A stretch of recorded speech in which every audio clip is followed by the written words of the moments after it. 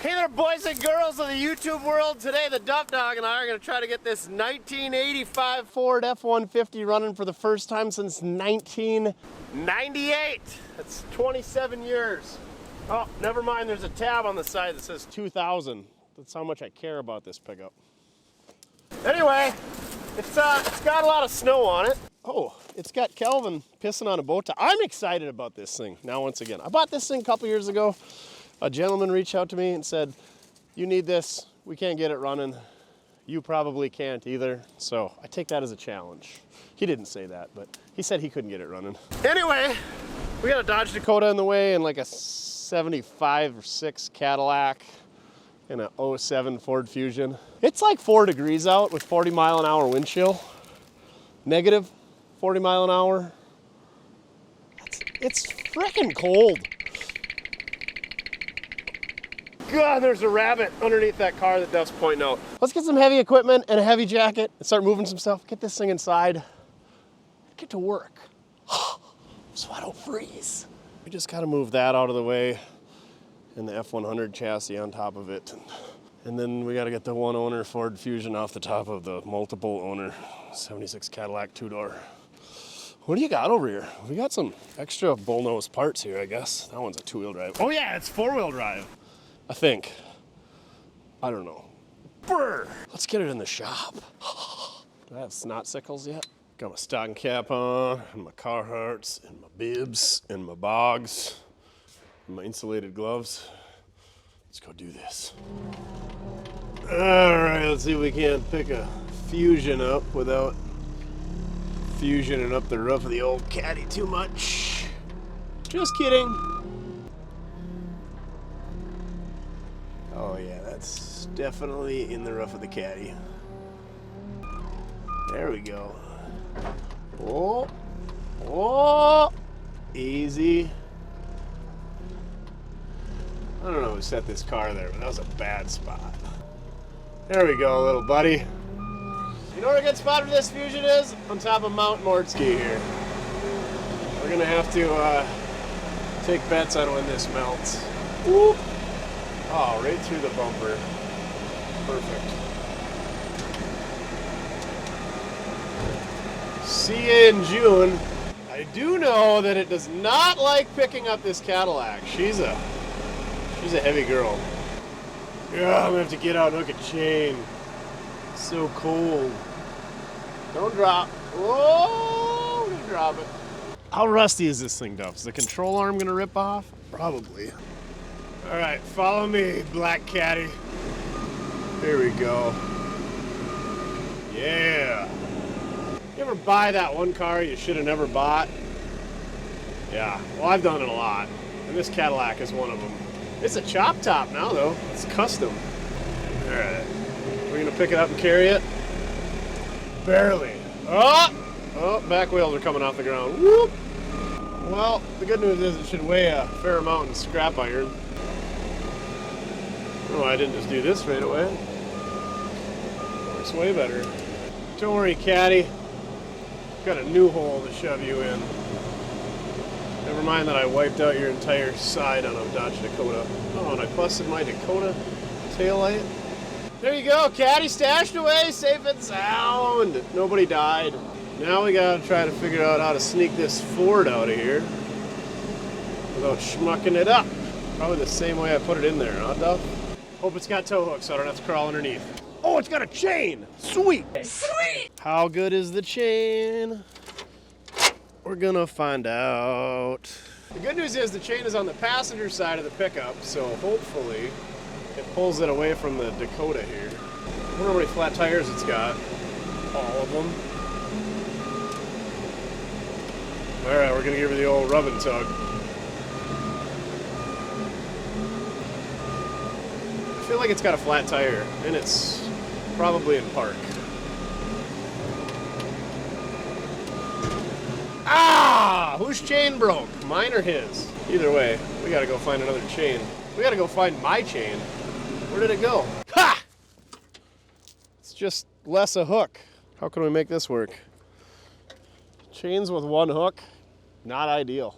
Little tiny 1/4-inch chains for jerking half-ton pickups out? Not ideal either. That tire's flat. That can't be helping the situation. Does look like it's out of gear. That tire's flat too. Kind of looks like that one's flat too. 3 out of the 4 ain't bad. Let's check the toolbox. Be a better chain. Hey-o! Hooks on both ends. Glorious. I don't know about better. It's longer, that's for sure. I remember being a kid and enjoying playing in this stuff for hours until my mother would call me in. Yeah, those days are long gone. Got it hooked up short so we can pick up and pull. Maybe that'll put some weight on the tires, the old telehandler. Oh yeah. Now we're cooking with gas.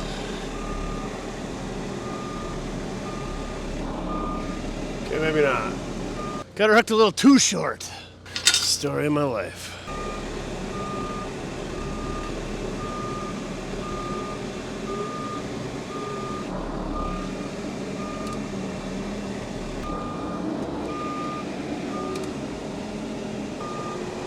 Come on, meow.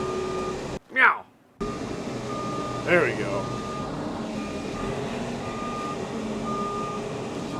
Any bets on what we screwed up on the lift? Some tie rods, maybe? Poke a hole in the oil pan? Who cares? It's out of there. Oh, look at that beast. It's glorious. Let's continue this fun game of trying to put a chain through my windshield. You follow me. Forgot how cool this thing looks. Ah, chain's unhooked already.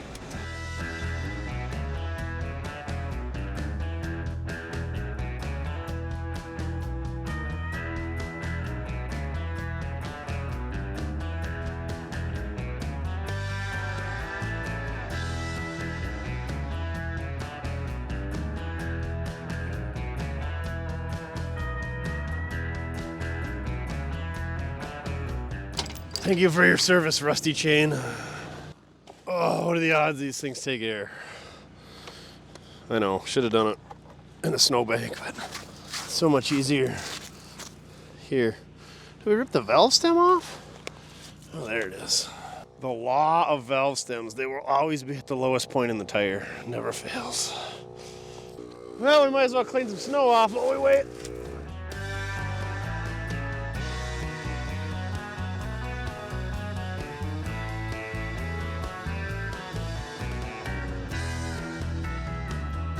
It's inside and there's water dripping everywhere, so let's take a look at this thing before we crawl underneath and get it all dripped on our head. But anyway, this thing is an 86. It's fuel injected. Yeah, that's probably why it doesn't run. It's probably the fuel pump. So be prepared to see us swap a fuel pump, because that's what seems like electronic fuel injection engines need when they've been sitting for a while, is fuel pumps, because yay, ethanol. This thing's freaking awesome. Let me show you all of the awesomeness. Let's start at the front. We got Calvin pissing on a bow tie, because Ford guy things. And what's Calvin attached to? Freaking bug deflector. It's an aero shield. Manufactured by Autotron Products Incorporated, Longmont, Colorado. Is it Longmont or Longmont? I don't know. It's a Ford, so it's used to getting stuck, so he's got a chain wrapped around the frame rail for easy towing. Speaking of towing, they must have had a grill guard or a tow bar or something up here. We got some fancy hardware on our chrome bumper that's tweaked. A little damage to the grill, not too bad. And in typical 90s fashion, you got Calvin also over here, but he's pissing on a Polaris. We got the reverse mullet visor up front with chicken chasers, and they are wired up. They're not drilled through the cab, they're just fished through the door. So there might be a chance that we could get them working. If all else fails, we can't get it running, we'll get the chicken chasers working. The old two-tone brown and tan really seals the deal, but what got me was the 15-inch slot mags. It's got the factory lockout hubs. I'm guessing these are a 15 by 8 or a 15 by 8.5. We got the Sport King AT all-terrain steel radials, white letters out. They kind of look like a knockoff of the old BF goodies, but 3 out of the 4 don't hold air. The backs are mismatched. But that's the real reason I bought this thing, is because I want to put some slots on my orange Ford. These are 32 by 1150 15s. That pickup's got 33 by 1250 15s, and they'll just barely kiss back there. So I'm gonna try some 32s and see if they'll clear. So I think if all else fails, or anyway, we're gonna steal these wheels and put on that pickup with some 32s. So this thing might get some 33s.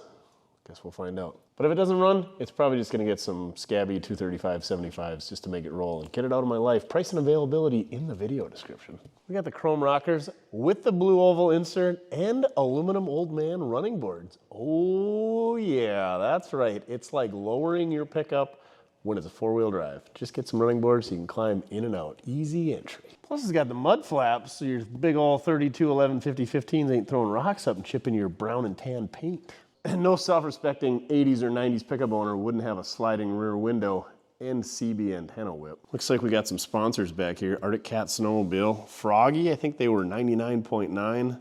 That's Arctic Cat. We got over there Moose something. And Sex Wax. We don't know what that is. Looks like we got some spare parts. I think that's for the intake. Is that for 5.8? Center caps for the wheels.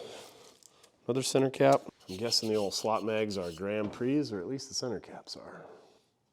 Apparently we had locking gas caps. Keyword had. Hopefully there's keys in it. Oh yeah, there's keys.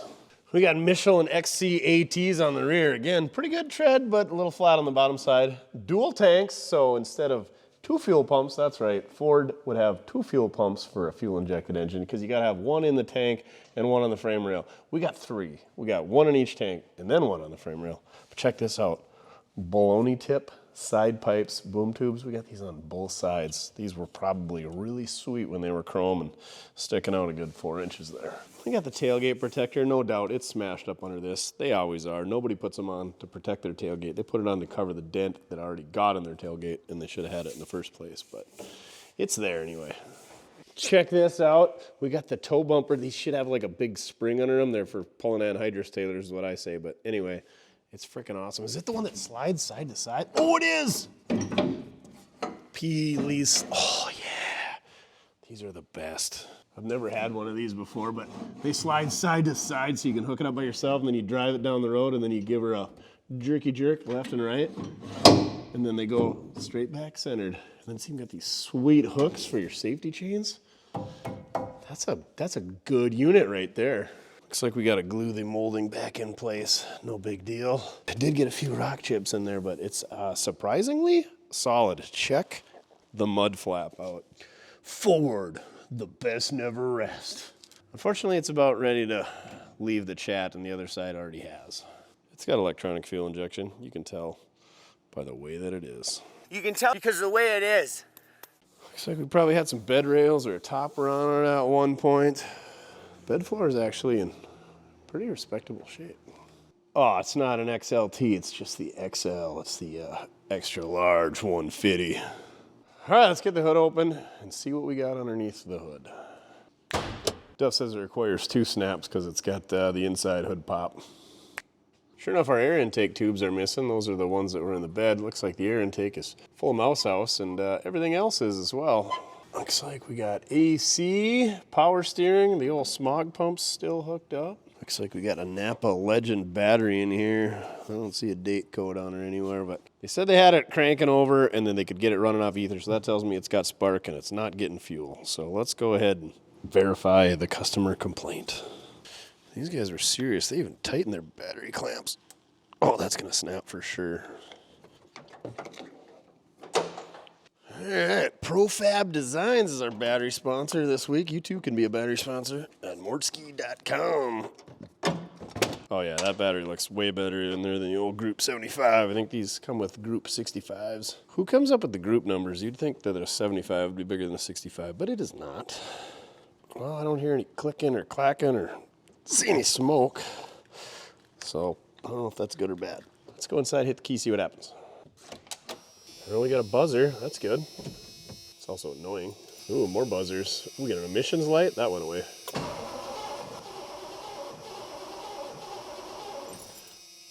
We got a factory tack, that's working. It says 20,800, so that's probably 120,000. Well, since these guys are already giving her the old Cosby sauce, let's give her another whirl.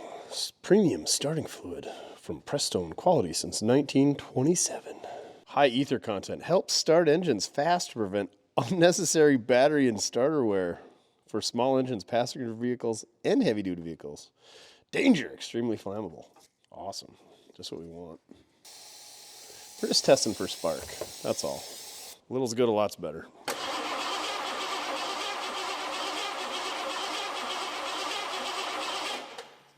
Not sounding good.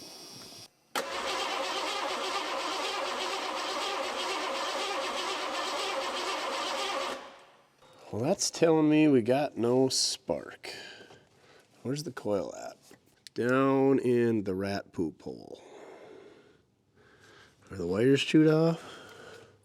Oh, it's a Ford. We don't even need a second person to crank it over, but we got DB here, so we're gonna make our wonderful assistant DB turn it over because he loves Fords. Don't kill me. Okay. We got all the spark.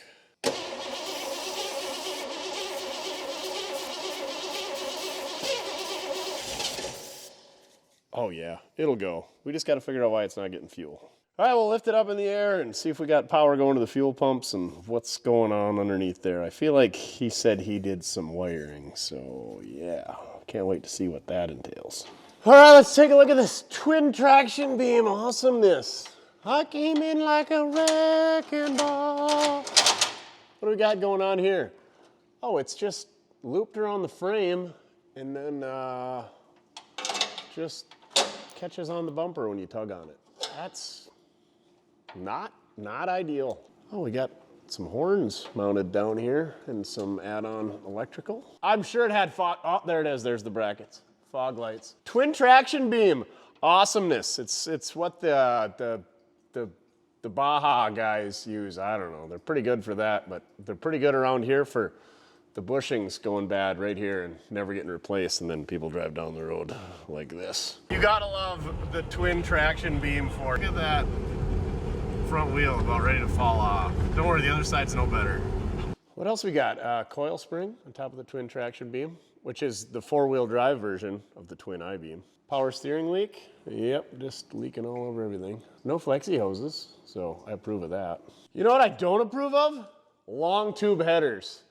That was disappointing to find those, but at least they're not rusted off. And it looks like they fit. Oh, never mind. Rubbing on the frame. Just once, I want to see a set of headers that actually fit properly. That pinion angle doesn't look ideal. I'm sure it's fine. Overdrive? Maybe. Or is it a C6? That's gotta be an overdrive with fuel injection, right? Rear main seal? I left the chat a long time ago. Well, that looks like a fuel pump there. There's some electrical connectors that are disconnected, so that might be part of the issue. He did say he was playing with electrical, so at least he warned me. It does look like they put a new fuel filter in it because that will cure the problem almost all the time. All right, before we get to the electrical, let's check out everything else. Transfer case, leaking, yep. Glass packs, check. Oh, terrible exhaust job, check and check. White shocks, busted off park brake cables, check, check. Saddle tank on the driver's side, check. Rear mounted tank, check. Awesome spring loaded, no, it's rubber bumpers in the hitch. Yeah, see you pull this lever and then it slides out, right? She's probably rusty. We should get that lubed up and working though. Looks like an 8.8 rear. What do we got for gear ratio? 355s. Ooh, snowballs. Yeah, that's a pretty good ratio. Although that brake hose definitely needs replacing. Okay, so we got a fuel pump in each tank. Let's mess with this saddle tank, mainly because it's closer and looks much easier to service. First things first, let's see if we're getting power to this guy and maybe try sending power straight to the inline pump. At least the exhaust isn't in the way, only the drive shaft. All right, key is on. Let's see if we got power. Where the French did that connector go? Which side goes to the harness? Which side goes to the pump? We may never know. Let's just check them all. Those don't look promising. Well, those are coming from the harness. So let's try powering up the pump, see what happens. Which one you suppose is power and which one you suppose is ground? I'm guessing black's gonna be ground, right? 50-50, 90 rule, 50-50 odds, 90% of the time. I'm wrong.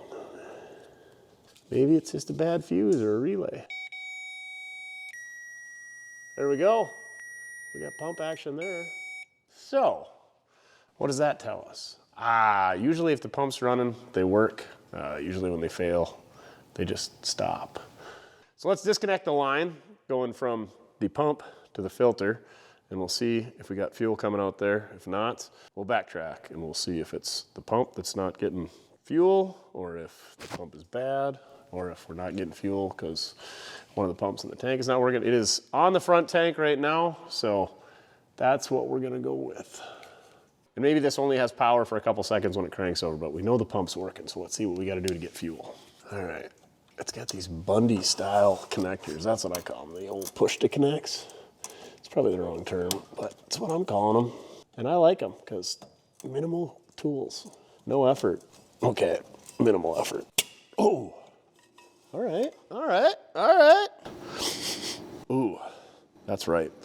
I don't like running bad fuel through carbureted engines because it plugs up the carburetor and comes up the valves. But fuel injected engines have very tight tolerances in the fuel injectors, and you do not want to run bad gas through there. So if we get this to pump fuel, we're gonna pump it into a bucket and put some new stuff in there because this stuff is not good. First thing we're gonna do is we're gonna pump it all over the frame rail and all over my floor so we stink up the shop and get it in our eyeballs. Definitely gonna get it in our eyeballs. Well, that's a neat little guy. All right, I'm gonna go find some fuel hose to sneak on there. All right, let's slip a 5/16 hose on there. Hopefully it doesn't have enough back pressure to blow it off. All right, don't shoot in my face. All right, shop air is running, furnace is running. Sorry about the noise, but it's a whopping 1 degree out. So yeah, just gonna have to live with it. Here we go.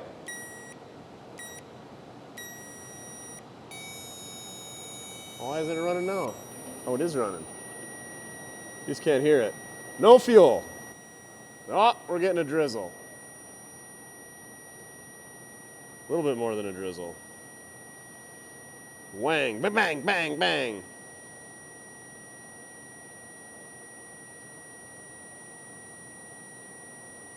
Okay, so that pump is working, but maybe it's not working to its full extent.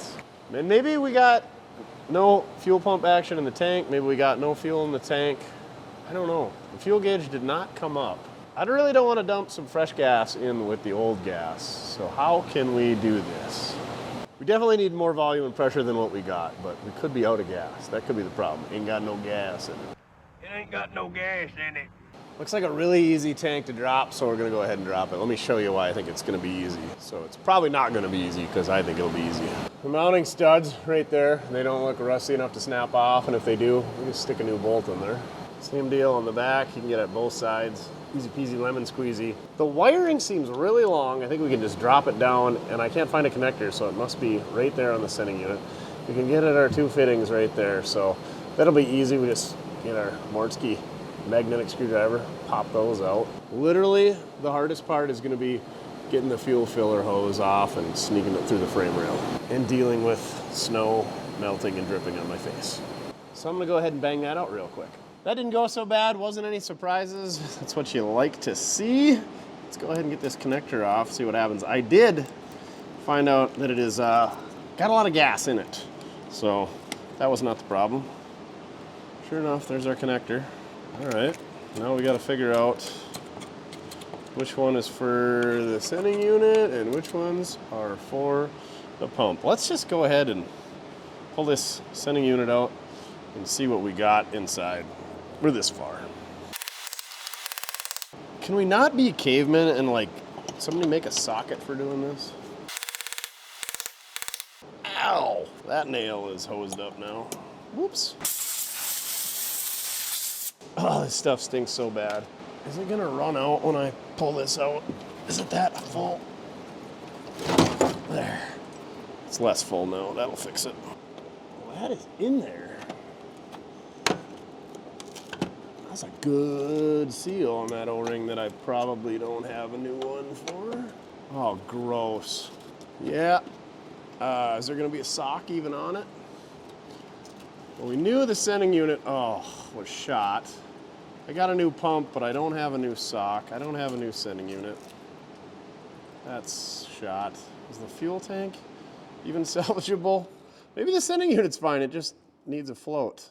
It doesn't want to move real bad. That rubber is shot between the pump and the sending unit. Yeah, not good. How nasty, rusty are you? Oh yeah. Well, I think we're going to be pulling the other tank and maybe looking for another tank. Yeah, we can't make do with that. We would just be fighting that forever. We're not going to be able to use this tank. The good news is we got another tank in the back that we can check, and I'm guessing that one's just as bad as this one. So I did a little digging yesterday, looking for a fuel tank. Could not find anything. Napa said 10 days out. Nearest one's in Nashville. They tried pulling some strings, see if they could get it sooner. No such luck. But this fall, I went to Aberdeen, South Dakota, and I got a whole bunch of parts for free that were on Facebook Marketplace. And I went down there and might have picked up a 68 Coronet RT at the same time as well. But anyway, there's 2 fuel tanks in there. I said, Chin, where are those fuel tanks? He said, they're in the shed. He said, one ain't gonna fit though. It's a 74 to 78 F150. It had a part number, but there's another one that didn't have a part number on it. Well, son of a biscuit. Check this out. That is the exact same tank. New old stock. How lucky is that? I'm gonna clean up that fuel sending unit and we're gonna swap a new pump on there and hopefully it works, cleans up good enough. It did not come with a sending unit, unfortunately. We got to swap this grommet out for the breather thinger dealio. Swap the fuel fill neck over. I suppose these asbestos amazingness isolator thingers. We're going to maybe try to get the sending unit to work. Hopefully the contacts are good in there. Not much hope. But if they do, we'll put a new float on it. And the new fuel pump comes with a sock. So should be good to go. All right, let's get that cleaned up. Or not. Maybe. Let's try. We'll throw it in the bead blaster, see what it comes out as. Look at how nice that thing cleaned up, the old bead blaster. Anyway, there's no way to determine which one's the positive and which one's the negative side of this pump, so we're going to test it out before we put it in there, because my luck, 50-50-90 rule, I would be pumping fuel out instead of pumping fuel into the engine. So I found this old Miracle Whip jar. I'm guessing they don't look like that. I don't buy the Miracle Whip in copious quantities like that. The family pack. All right, let's see if I hooked it up right the first attempt. Here we go. Oh! Yeah, well, face it that way. But yeah, I got it right the first shot. I got the Miracle Whip on me. I got the poo on me. Oh, my ground came off. All right, here you go. Come on now. Our pump works. Okay, just kidding. Doesn't anymore. Woo! All right. So if we do hook it up backwards, then what does it do? Does this not care about polarity? I feel like all motors care about the polar bears. All right, now what happens? Well. Yep, definitely cares about the polar bears. Tech tip of the day, always test your fuel pump in your mayonnaise bucket. And also, note how the wires come apart. Usually, they have a connector on them. And that way you can't screw it up. Woo! Okay, I'm done. No more playing around. Back to serious work. We got to put the sock on, put the hardware on. Yeah, we got lots to do. We still got to test out the old sender here too. Wouldn't that be great if it all worked? We're not going to get that lucky. No go on the fuel sender. She's pretty green in there, and that adds the resistance, and that's what the old sender runs on, is resistance. So scratch that thing. It's easy enough to swap out later. But here's our freshly installed fuel pump on our freshly overhauled fuel pickup, because it's not a sender anymore. Let's throw this thing together, carry on with our lives. That fuel pump even came with a new O-ring, so that's pretty handy. You're just going to have to remind me to check the fuel every time we go for an RIDE.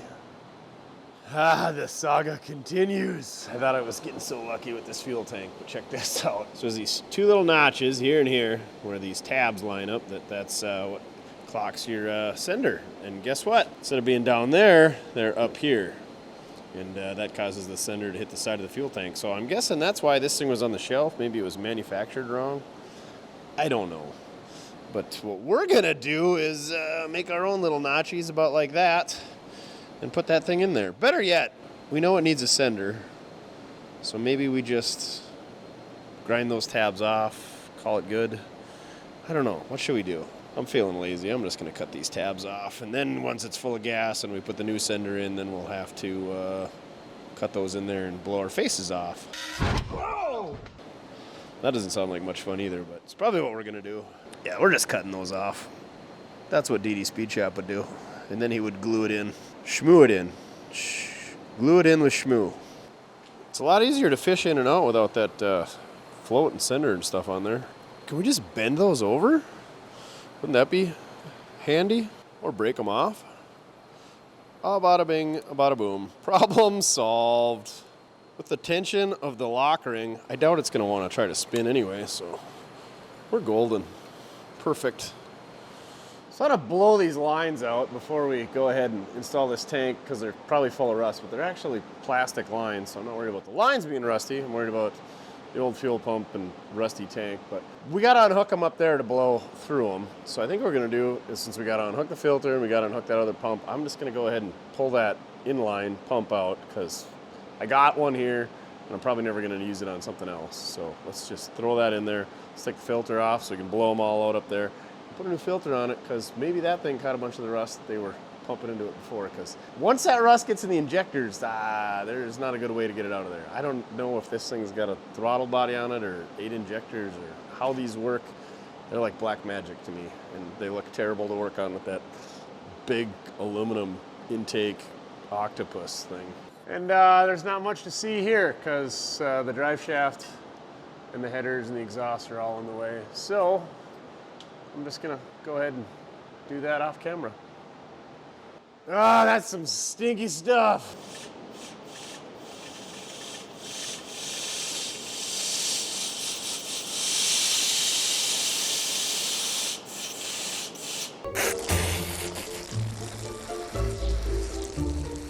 I should be bottling that mist up and selling it to you guys as old ladies for Christmas. All right, that's blown out. Now we just got to get the fuel pump out of there and the fuel filter and blow those lines out. So I've never messed with one of these inline Ford pumps, so you guys are going to witness it with me. There's these 3 bolts holding it onto the side of the frame rail. And yeah, here we go. Looks like you just bend that out of the way. Comes with its own little blankie, cute little fuel pump blankie. Oh, it stinks so bad. So here's our new one.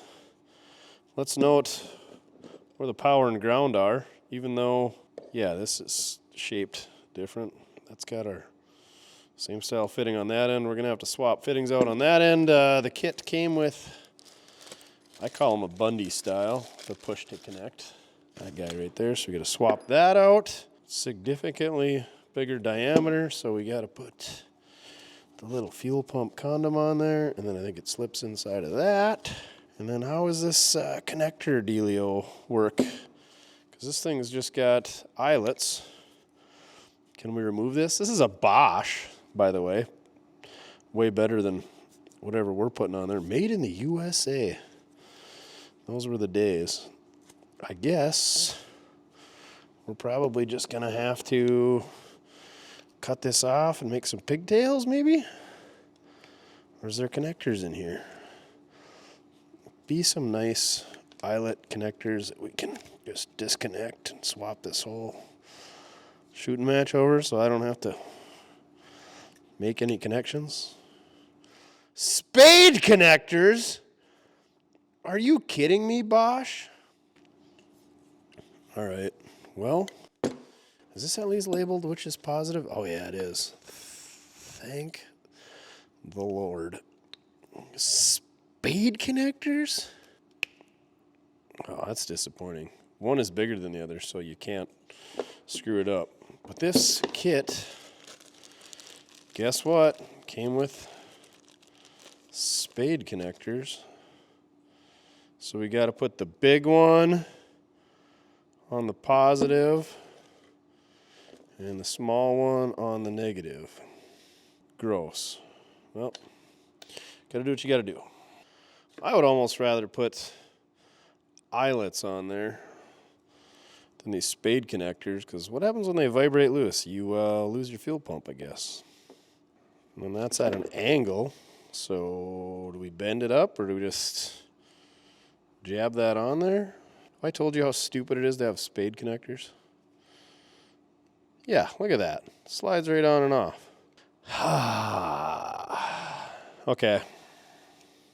Guess I'll crimp some eyelets on there. Yay, because eyelets are so much better.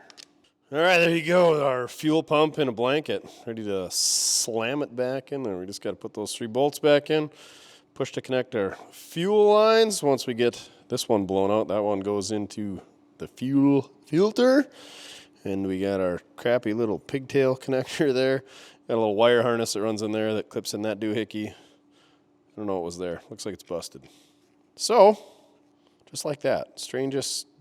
I mean, it's just like all the inline fuel pumps guys put in LSs, but instead of 2 nice little P-clamps, clamp it to the frame rail, it's got this menagerie in this terrible, terrible connector. But it's going to work. So here we go. Stuck a few gallons of gas in there. Let's see if this thing will fire up for the first time in 25 years without the assist of ether. I'm going to cycle the key a few times just to ensure that we get fuel up to the injectors. And if that doesn't work, I don't know what we're going to do. Ah, yes. The Ford buzz. The double buzz. Here we go. Slingshot engage. Slingshot engaged.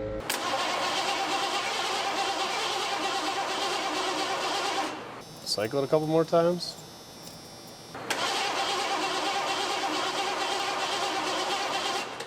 Wonder if we're getting any fuel up to the engine.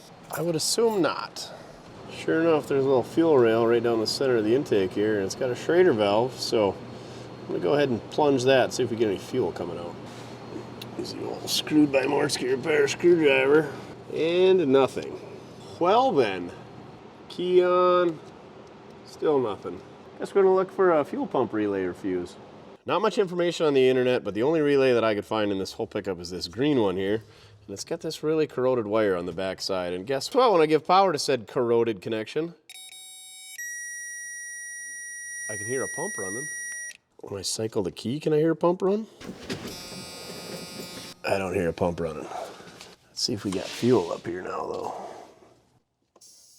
Hey, we got air.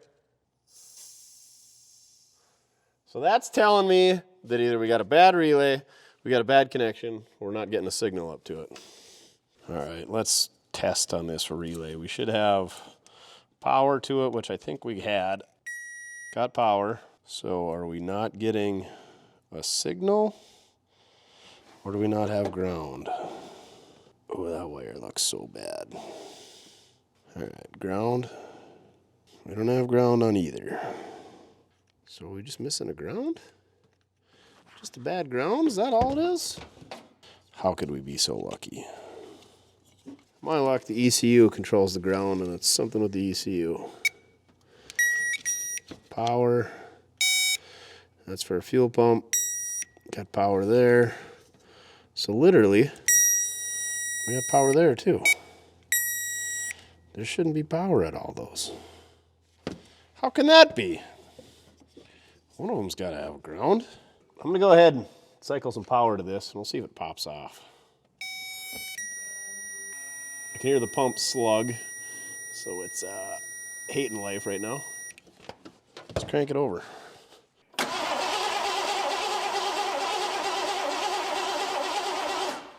Well, we probably got to have power while it's cranking.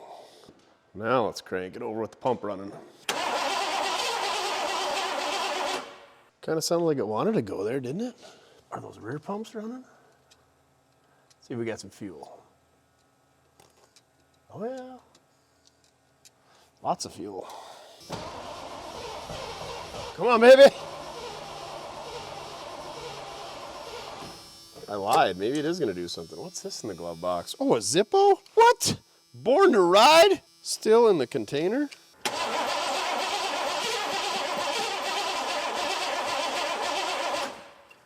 All right, it's trying.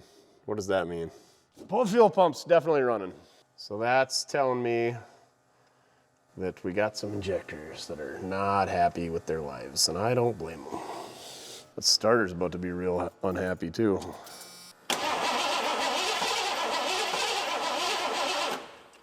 So a couple things. We're not getting power to our fuel pumps the way that we should. We're bypassing it.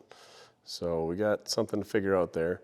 Also, it's not running when we do have fuel pumps running and we got fuel pressure up here. So that leads me to believe that our injectors are all gummed up with crappy fuel and rust. Who knows what else? So, yeah, I guess we got two things we got to figure out. Awesome. So we know you need three things to make an engine run. Spark, fuel, and compression. Compression shouldn't have disappeared. We know we got fuel issues, so we're kind of aiming at that, but easy enough to check spark. So we just checked spark, and we got spark coming from our distributor to our spark plug wires. We still could have a bad wire or a bad spark plug or a fault spark plug, but pretty sure we got a fuel issue. So I got a Noid light here with some adapters going to these tiny little flat spades. I got a connector disconnected from one of our injectors. We're going to crank this over and see if it lights up. And if it lights up, that tells us that all our wiring is good and our EEC, or electronic engine control, is good as well. I'm worried about issues with the EEC because that is what controls the fuel pump relay as well, and we know that that's not working properly. So I want to diagnose that before I rip apart the top of this engine to clean and or replace injectors. Let's make sure it's not the EEC. Here we go, I'm going to crank it over. This Noid light should light up every time the injector pulses. There we go. We know all our wiring is good for our injectors. So provided we're getting fuel pressure to our injectors, this thing should be getting plenty of fuel. But it appears as it is not. So let's go ahead and rip this plenum off and everything else. I should have cleaned this up first. And we'll get our fuel lines disconnected and we'll pop our injector rails off. Hopefully we can clean them. If not, we're going to have to try to find either some used or new replacements. And I don't have much faith in me having either of the above, or any of the part stores around us for that matter having new ones. There you go. How to test your electrical for the injectors. A Noid light.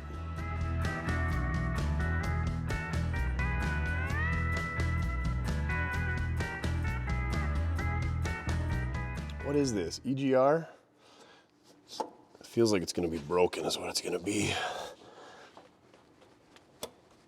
Oh, there we go. Oh, no, the tube's spinning. What does that tube go into? All right, EGR delete it is. Guess we're going to see what it's connected to when we get the plenum off. But it appears that this metal tube broke. Imagine that, exhaust gases, metal tube. Oh, kind of like an exhaust pipe, gets rusty? Yeah. So I've never worked on one of these pickups before, or one of these fuel injection setups, and they've always scared the ever-living crap out of me. And they still do, so wish me luck. Facing my fears here. They just seem so daunting with being their ginormous plenum here, and vacuum hoses everywhere, a little bit of wiring. I think it's just because they look like an alien, you know? The old throttle body injection by GM just kind of looks like a carburetor with some high pressure lines going to it and a couple of wires. This is like, I don't know what they had going on. Time for a little topside creeper action. That's the beauty of lowered two-wheel drives, is you don't need any special topside creepers. You just crawl on in there, get to work from a normal standing position. I'm sure none of these hoses or electrical connections are gonna be brittle after sitting for 40 years and going through a bunch of heat cycles, especially when we take the utmost of care to remove them using our finest pliers and screwdrivers. All for cheese and rice. Just there we go. Holy vacuum lines, Batman. Tech tip of the day. You got a smartphone, take a picture of this mess before you start. And that way, you got a picture of what it looked like before you ruined it. And maybe you can use that to figure out how to unruin it. Well, that was definitely a vacuum leak because it was not hooked to anything. Okay. A bunch of these are HVAC, so I think we can just go ahead and plug those off. Okay, I think I got all the Plenum hardware off, but probably not. What's that down there? What are you? An electrical connector? Yay, more vacuum. And an electrical connector. And another busted electrical connector. All right, what holds this monstrosity of a Plenum on? We hid the bolts underneath the plastic covers. Why would you do that, Ford? So it looks aesthetically appealing, aesthetically pleasing, that's what it is. Yeah, this plastic cover here just goes over the Plenum bolts. Maybe it's to keep spark plug wires from rubbing on it. I got 3 bolts down that side, so that's 5. Is there one in the middle? Oh, you shoot through there's a gap, there's a crevice, you can get a socket through. All right, maybe that wasn't so bad. To be determined.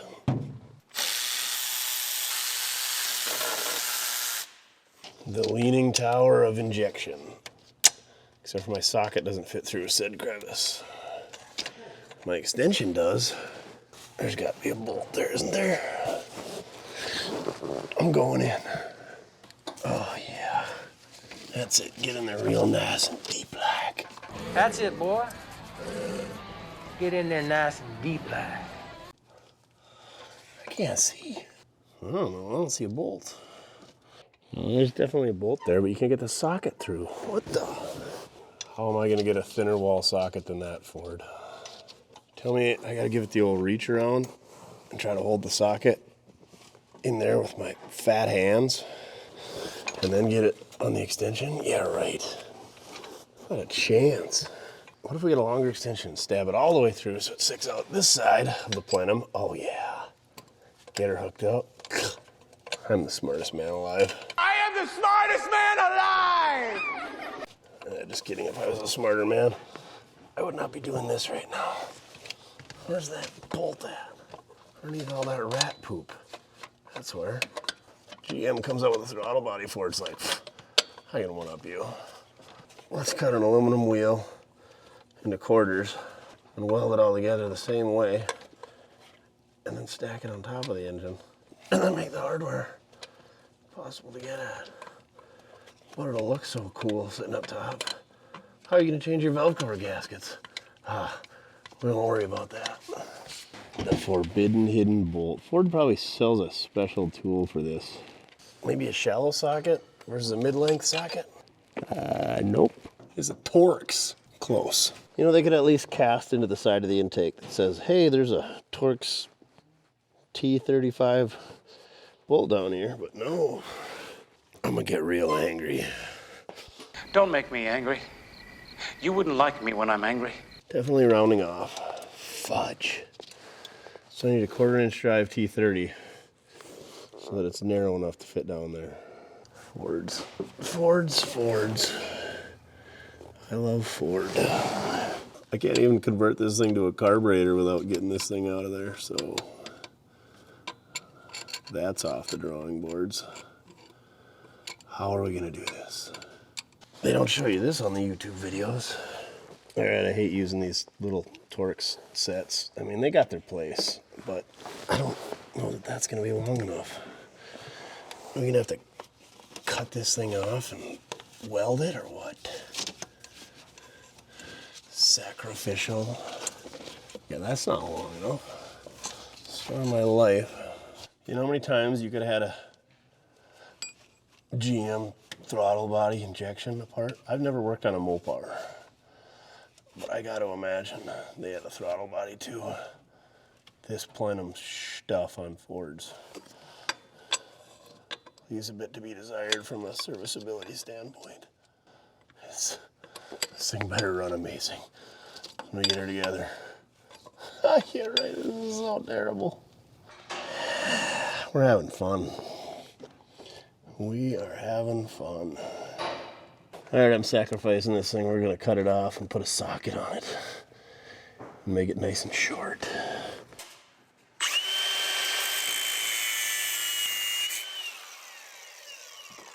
And we just slide that in our 4.5 millimeter socket. Boom. Torx. Go to your home. Okay, maybe we're gonna go with a 5 millimeter. Oh yeah, there we go. Super slim Torx. Now hopefully we don't drop that Torx bit out of there. R.I.P. Eklund Torx wrench. Oh, and it dropped. We're gonna have to do something about that. All right, a dab of grease. That's gonna hold it in there. Probably not. Oh, it's in. It's in. Oh my God, it's in. Oh, at least it's not tight. Frickin' A. It's not a T35, is it? It's tight in the bolt head, so we should have the right size. Oh, it's gonna break. How? How are we gonna get this thing out of there? What were you thinking, Ford? Oh. Yeah, I felt something, but it was not the bolt coming loose. What was it, though? Was it the guts coming out of the head of the bolt? Did a little research on the internet. It says it's a T40, so let's cut one of those up, too.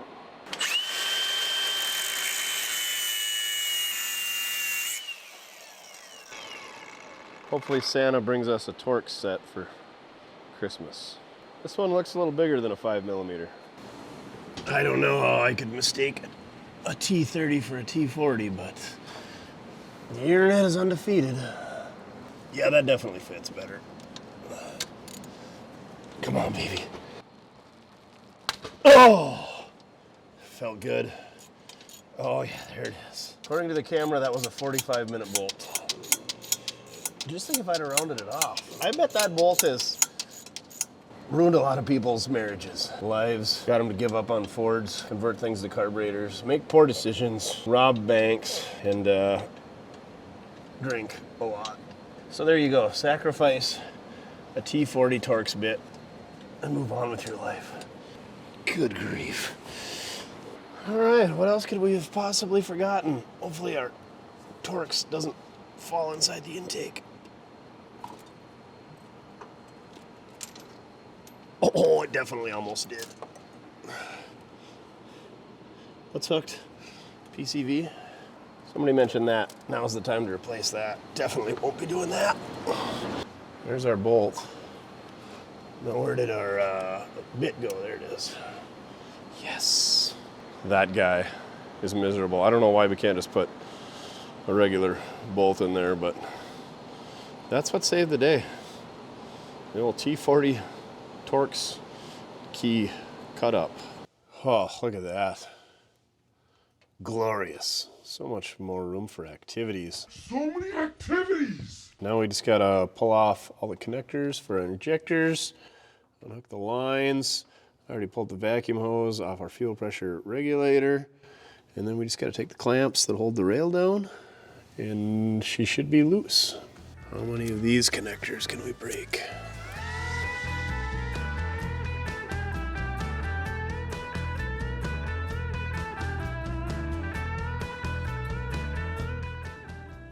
Awesome, that one's already busted. We gotta clean this air box anyway, so let's get that out of there.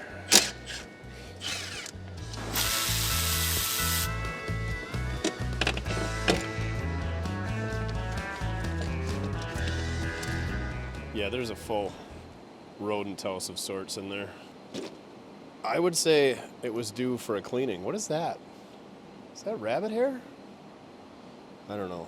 It's nice and cozy is what it is. We'll just leave that. Alrighty. These should just pop right out of there now. You heard me. Pop right out of there. Oh, good grief. How about this side? Are we missing something here? Alright, pry bar time it is. There we go. I think the O-ring just seals it in there and it's just held down by those clamps, so they should just pop right out. There we go. How do they look? Surprisingly, it doesn't look too bad. Of course, all our bad gas is going to be in there and not make it through there, but our plunger could be full of bad gas and not want to open and close. So we might have to try cleaning. Fresh batch of 5-liter rebuilt fuel injectors right out of the ultrasonic cleaner. We're going to throw some new O-rings on there. We're going to throw a little lube on there because you don't want to ram these in there dry, if you know what I mean. And then we'll maybe test these out or just wing it. Who knows? But they're all cleaned up. I don't have much faith in it, but it's what we got. I got a stack of these LS injectors. The connectors are different. We could cut up a harness and make some adapters, but they're significantly shorter, and I don't have a way to modify them to make that work. So we're just going to have to make these bad boys work for now. Before we install these injectors, I'm going to go ahead and test them with this K102S by Cowish, the finest injector tester from China. I got some more adapters out of my electrical connector kit, and all of them are working except for this one. Let me show you what they sound like when they're working. Our connectors up there. Give you some up close and personal sound with the microphone. That's what it should sound like. You can change the frequency. There's 50 hertz. That's the max. There's 32 hertz. 26, 22, 15. Long story short, that's what it should sound like. And this one sounds like that. Nothing. She's dead. There we go. Just like a starter. You just gotta smack it. And we're back in action. Awesome. So now, based on our testing, we know we got a signal to them. We know we got fuel to them. We know we got them cleaned up and they're working. This thing should run. Should. Keywords. Let's go ahead and throw it all back together. Lickety-split like. Where did that term come from? Lickety-split. I don't know if we want to think too deeply on this one. I know what you guys are thinking. You guys are sick. Anyway, I'll try to put a link in the video description for this injector tester. I don't know that it works. It makes them click. It'd be cooler if you could have some type of tester that's got pressure hooked up to it so you could see the spray and that they actually hold pressure and work and seal and all that stuff. And I'll also put a link to this electrical connector conglomeration. It's really handy for when you're doing this late model fuel injected stuff that's 40 years old now.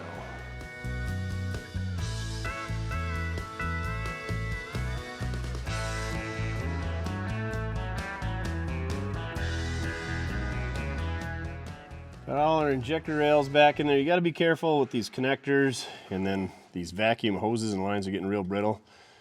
This vacuum line busted. I don't know if I did or a person before, but I just slipped a little piece of vacuum hose over that plastic brittle vacuum line. Patched her up real good. But this connector right there was already busted before I even got in here. So somebody had been in here before. And then also we're going to try to reuse all our old gaskets. I was looking at this Plenum mating surface and I was like, man, that looks really carboned up right there. And then after the fact, I noticed like those gaskets should go straight across that surface. So there's a bunch of carbon there and some carbon there. They should all look, well, those ones don't look that great either, but let me show you some more. Duff flipped our Plenum over on top of this 68 RT. And look at that. Somebody's been in here and gacked up that gasket. See, these should follow that surface. That one's been all bubbled up. So I don't think it's so critical in between these two ports, or any of the ports for that matter. I think that's just kind of for tuning, but that's gonna be a vacuum leak right there, and it's gonna throw off all the air that's gotta go through the mass airflow sensor, and it's not so good. So I don't have one of those gaskets on hand because I've never worked on one of these things before, but anyway, we'll see if we can get one, but I doubt we can, so we're just gonna silicone that up. But pay attention to stuff like that because that might have been why they parked it. We're just gonna Bob DD Speed Shop Ross this up a little bit. Just put a little happy gasket maker in there. just to make it miserable to take apart the next time. But you know, not so much that it oozes out everywhere, and definitely don't use that terrible orange or red high temp stuff, because I mean, we're not full on Canadian hackery. We're just wannabe South Canadians here. Ugh, honestly, it's like embarrassing what happened here. Never mind. You know how much I use this stuff? It dries up on me, so I had to poke a hole in the side. That's how often I use gasket maker, because I'm not a hack. Promise. I also don't live in a giant city that has parts available, or anywhere that has a parts store within 20 miles. And those parts stores don't have any of this stuff. So here we are. That's why we're reusing gaskets, making gaskets, and recycling injectors. Also, because we're on a budget. PCV rattles, good to go. Throw her back on. What's gonna be in the way? What are we gonna forget? Oh yeah, I did take the distributor cap off, and it all looks brand new. That must have been part of their diagnosis, was throw some new parts at it. Here we go. Don't screw up the shmoo up.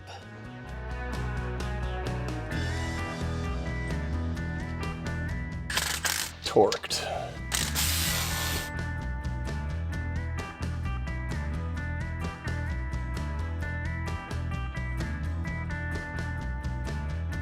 Part of me just wants to fire this thing up without the forbidden Torx bolt in there, because it's going to be a pain to take back out, but I think we got it figured out. We fixed it, for sure.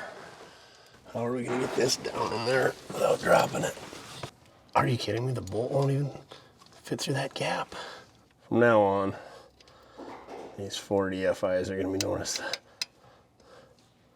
the reach around manifold. At least it threads in nice.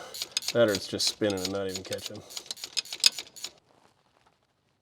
Click. Oh, yeah. It's not so bad when you know what you're doing. T40, cut off bit. What is this, a 1/4 inch deep, 1/4 inch socket. 8-inch extension, and a 1/4 inch ratchet. Easy peasy lemon squeezy. Oh, we gotta hook up the EGR yet. Gross. There it is, the EGR tube. It's got a flexi hose on it, a flexi steel pipe, and it cracked off. So, yay. Definitely gonna have an exhaust leak. All right, calling it good. We're gonna hold off on the air box. I don't think there's a mass airflow sensor or anything in that. We're just gonna wing it. Let's hook the battery up, send some power to that fuel pump, check for leaks, and this baby's just gonna roar to life.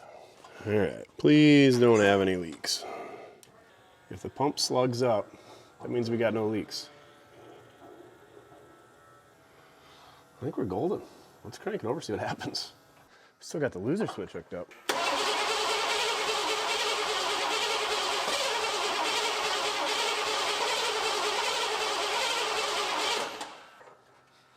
Okay, why is it not running? What's your problem?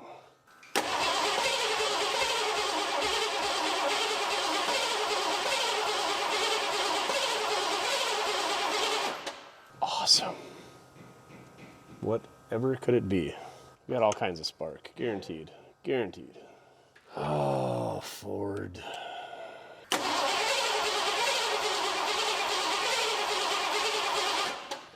We got all kinds of spark there, so we should have all kinds of spark at the cylinders. Guess we could pull a spark plug out, see if they're getting wet. It's gotta be spark plugs, right? Should be getting fuel, because we're getting fuel pressure up here. Our injectors are now clean.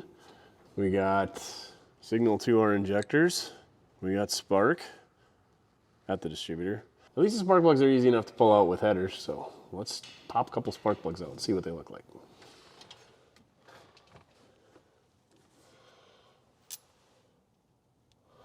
Well, they don't look too bad. A little sooted up. They do almost look wet, like they're getting fuel, but that could be from other things. Let's pull a couple more out. You know, let's double check the firing order. I know there's multiple firing orders. There's the HO 302s and the the EFI 302s and the carbureted 302s and the built on a Tuesday 302s and the car 302s and the truck 302s and the boat 302s and the industrial 302s and the forklift 302s. So let's check to make sure that they got the firing order correct, because like I said, it looked like somebody just put a brand new distributor cap on it. So it's a good place to start. And it does seem like it wants to pop at one point. So let's do that before we go any further. All right, looks like 1, 3, 2, no, it looks like 1, 3, 7, 2, 6, 5, 4, 8 going counterclockwise. And cylinders numbered 1, 2, 3, 4, 5, 6, 7, 8. So where is number 1? Okay, let's put a mark on number 1. You, my orange friend, are number 1. 1, 3, 7, 2, counterclockwise. Well, I can already tell we're off because that is not 3. I guess we should start by finding the top dead center of number 1. Just for S's and G's, how do they have it? That's 5. Oh my goodness. Oh my goodness. Let's find 1 first, top dead center. I hope we didn't go through all those. We knew that one injector wasn't working. Maybe it was my ultrasonic cleaner that threw it off. We also knew that the intake plenum had a vacuum leak, so we fixed some things, and there was a vacuum hose that was busted back there. Maybe for me, maybe not. Hey, conveniently, it is on top dead center, according to the harmonic balancer, which they never seem like they're right to me. But we could be 180 off. I need to start checking firing orders first, especially on Fords, because they had so many different ones, and even Ford guys screw them up. Well, there you go. It's pointed right here, and that's not 180 off. So let's try that. According to the internet, it's this back one is number 1. So let's make that number 1. So right now it's 180 off, if the balancer is correct. 1, 3. Oh, they got this one marked over here, so they must have thought that was 1, but that is actually 3. Okay, who knows? 7, 2, 6, 5, 4, 8. 8, 6, 7, 5, 3, 0, 9. All right, let's double check now. Tech tip: if you're gonna pull a spark plug out, pull out spark plug number 1. That way, you're already set to find top dead center on cylinder number 1 because the spark plug's out.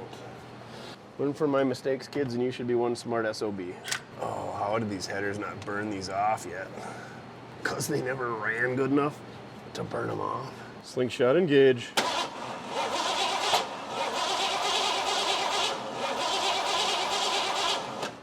We're definitely trying.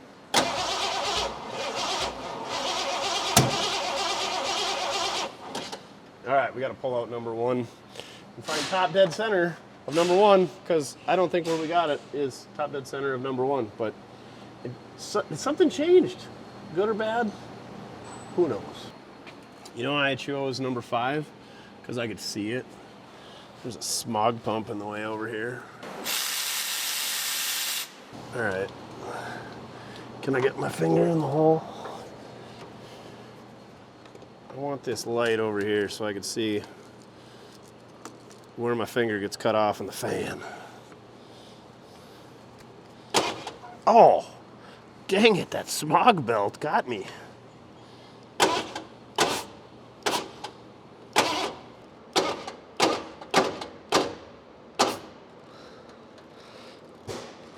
All right, right there, which is nowhere near where the mark is, per usual.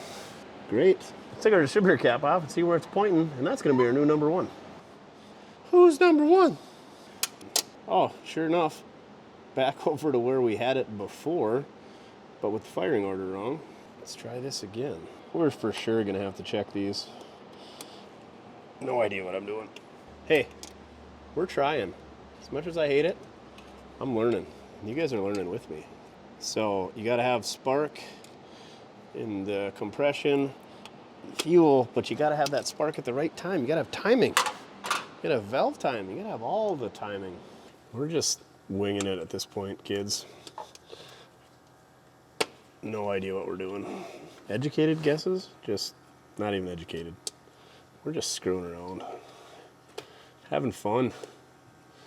Making content. Learning. It's all about learning. Either get busy learning or get busy dying. Isn't that what they said on the Shawshank Redemption? Get busy living. You get busy dying. That was the longest night of my life. And this was the longest revival of Mortske's life. We know we got fuel pressure, so let's go ahead and see what we got for fuel pressure. We should have between 35 and 45 PSI. We could have, 8 PSI and it dribbles out when I press that check valve. And that's not gonna be enough for our injectors. So we could have a bad regulator, we could have bad pumps, we could have bad wiring, we could have plugged lines, a lot of things. So let's see if we got fuel pressure. Yeah, about that. We're not gonna have our injectors firing if we don't have any pressure. Let's double check that it's not our gauge. If it's our gauge, we're gonna have to fix that. If it's not our gauge, we're gonna have to go and see if we got a bad regulator, or we're not making pressure out the pumps, who knows what. Pumps are definitely running though, you can hear them. I can hear it up here, so maybe it's just going right past the regulator? We should have something for pressure. Hey, there we go. Well, that's unfortunate. We got 40 PSI.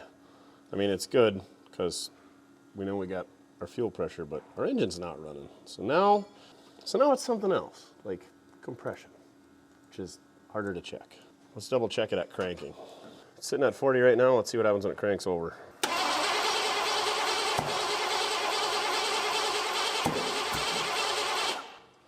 We're firing out the exhaust. What's that mean? So that means the exhaust valve is open when it's firing the spark. So we got it too far retarded, right? It's firing late, counterclockwise. So we got to turn it this way more. Tell you what, we're going to pull the number 1 spark plug out, and then we're going to get either a camera in there or a rod, and we are going to find the very top dead center so we can nail down that it is not ignition timing. And while we're at it, let's put a mark on the harmonic balancer for future reference. So since we know the timing is correct, I got all the spark plugs pulled out. Let's take a look at those. And then we're gonna go ahead and do some compression testing. And if we don't have any compression, then it's time to LS swap this bullnose Ford. These are the correct Autolite 24s. I got some new ones left over from the 85 Ford we worked on last time, so we'll spin those in. They're a little black, but the gaps are correct. The part number's correct. They are a little wet, so that's good. Means we're getting fuel, but yeah, I don't see any problems here. Awesome. Compression test time. I hate doing compression tests. I don't know why, just hate it. Probably because of the disappointment that usually ensues with the numbers that we get from the compression testing. Oh, we're starting with number 5 here because it's the easiest one to get at and the easiest one to film. And that way we can hone our compression testing skills. One eternity later. That was way more difficult than it needed to be. Throttle wide open. Let's do this. Give me like 150. Looks like we got 105. We'll take it, I guess. Only 7 more to go. 105 again. At least we're consistent. Oh, that one might be like 107. Oh boy, a 120. Number 7's got it going on. Only 90 on that one. 115. All right, we got another 105. So far, I don't see any reason why this thing won't run, compression-wise.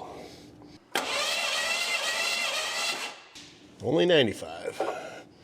That should run, though. Oh, last one, number 1. That one's a real treat to get down there and get into.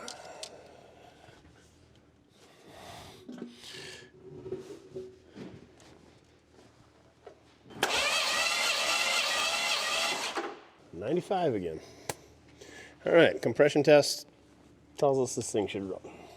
I guess we're gonna gap some new Autolite spark plugs and throw them in there and cross our fingers and hope it just miraculously comes back to life, because the idea bucket's running pretty low. Just for funsies, I took some of the old spark plugs and screwed in the spark plug wires, and we're gonna test them for sparks. So not only is that gonna test our plug wires, it's gonna test our old spark plugs that were no longer using. But that way we'll know we're getting spark to our new spark. And maybe if you're lucky, I'll electrocute myself. By the power of Grayskull. Ow! Yep, it's got spark. Oh, that could be a problem. See what's arcing off to the side there? It doesn't look like it's bouncing off the electrode, it's going off to the side. I don't know why that would make a difference, but just something I noticed. Let's see if it does it again. Sure enough, that is interesting. Just for giggles and farts, let's try it with the new spark plug. That's what you want to see. So we know the plug wire is good. We know that that plug was bad, so that might be not helping the situation. That one's doing the same thing. It's just kind of arcing off the side. One of them did go to the electrode at the end there. I suppose this is all because somebody had a bad batch of spark plugs. Hold on. Let's test that one with a new plug just to make sure it ain't the wire. Nope. Isn't learning fun, kids? Even if it's at my expense.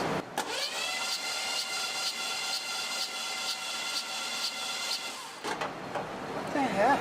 They're all kind of doing that. I don't think a new set of plug wires would hurt. Although these are lifetime warranty Belden's, I saw the tag in the glove box.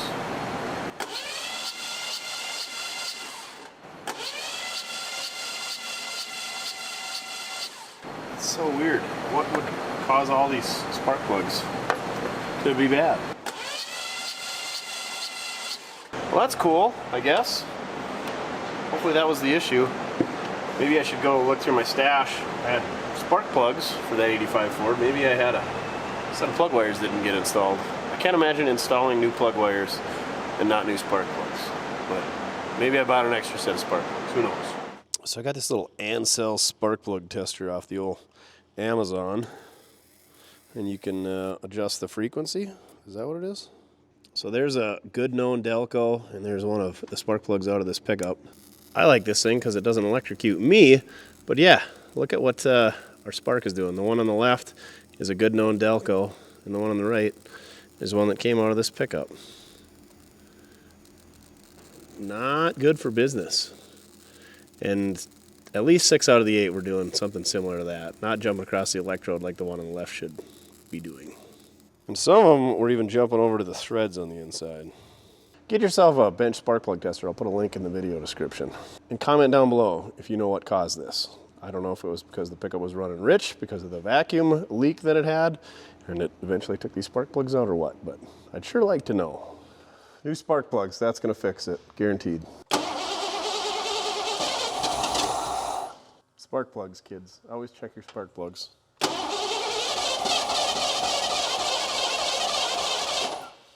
Or not. Still got fuel pressure.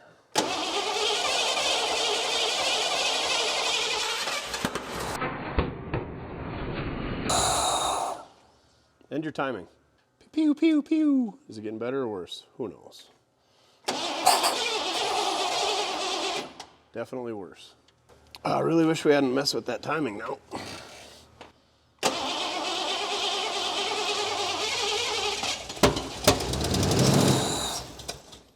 That's close. We'll call it a win. We're quitting right now.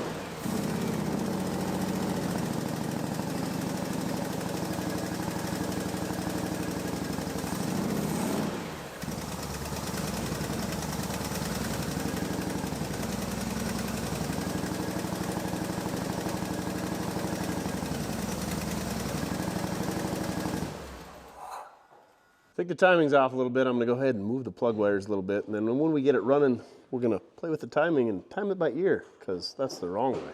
Moved all the wires one terminal over. Let's see what happens now.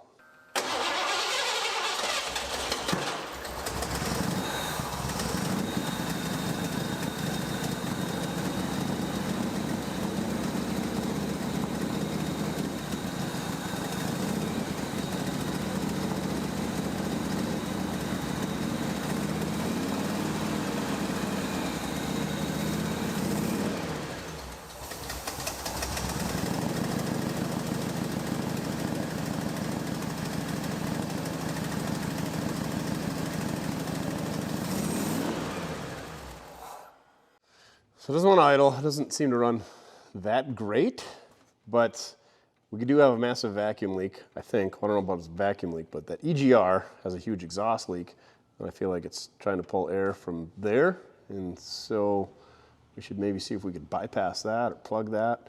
Definitely should have done that when we had the whole upper plenum off, but hindsight, 2020, like they say. Plus side, it runs. Spark plugs. Always throw a new set of spark plugs in, I guess.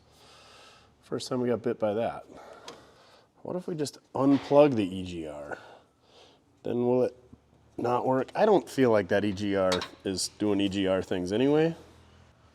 Let's try it with the connector disconnected from the EGR valve.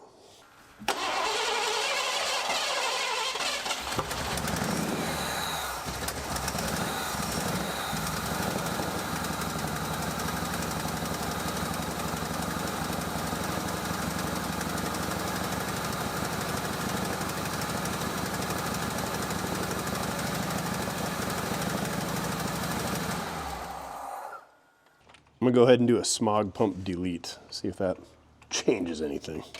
Goodbye Gates 7300 V-belt. Somebody even put a new belt on it at one point? Wow. They wanted to keep their Ford in tip-top emissions shape. Let's try it for giggles and poops. Doubt it made a difference, but I felt good cutting that V-belt.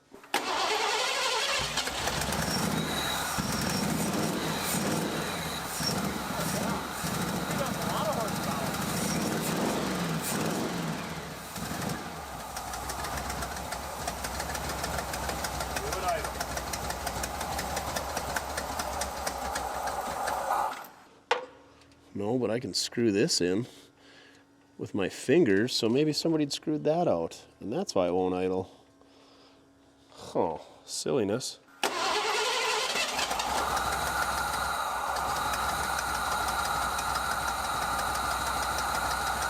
All you gotta do is adjust the idle screw, apparently.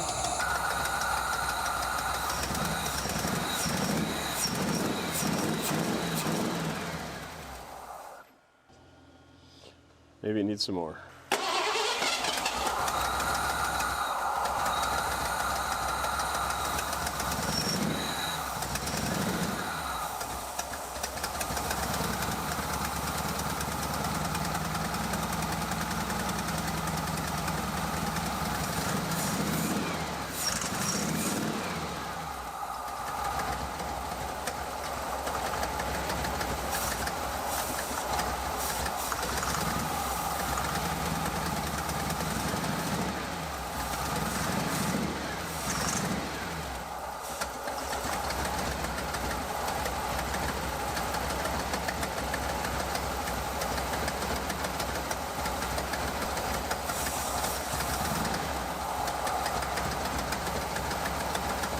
Oh yeah, brappity brap brap.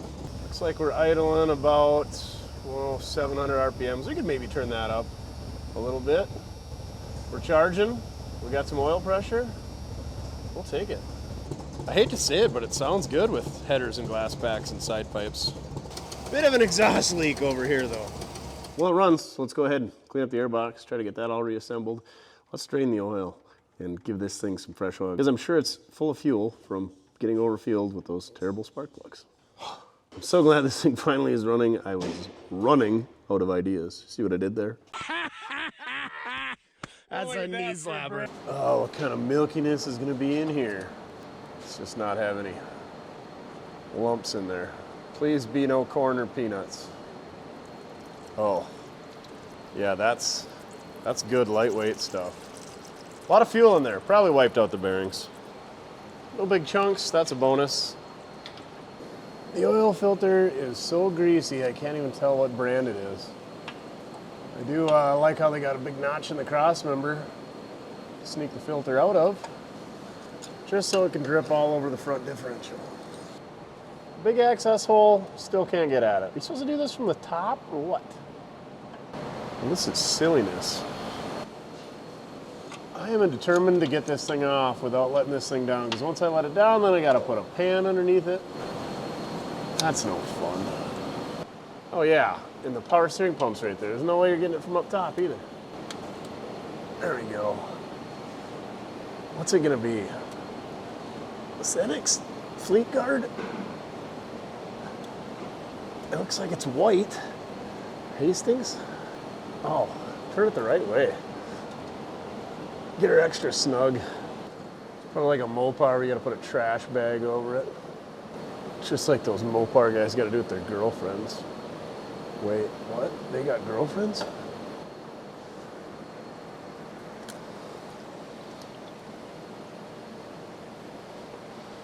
Can't even read it still. It's probably a Napa. I'm not even gonna clean it off. New wicks coming up. Hey, surprisingly, didn't make as much of a mess as I thought it was gonna. So I take that back, Ford. Getting some fresh 530 in a 2050 Valvoline jug. Somebody commented like, yeah, you taped it off, you idiot, and you can still tell that it's Valvoline. No, we buy a 530 in bulk because we go through so much oil, and we reuse jugs. So it says 530 on the tape. We're not hiding that the jug is Valvoline.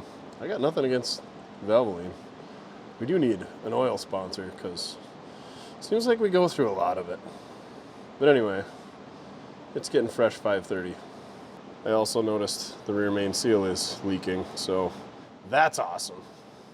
Well, I've determined that this is probably not going to clean up, so we're going to get one of those coming. The parts store's surely got to have a Wix 46134 on hand, right? I don't get it. Why is there feathers in there? Gross. Got our airbox base bolted in place. I was going to throw our intake tubes on there, but of course they're full of stuff. I didn't know this, but they're molded together or something. They're together. One piece. I don't know if there's rivets in there. Who knows? Don't want that going down the reach around manifold. Should be able to figure out how to slide these back on, right?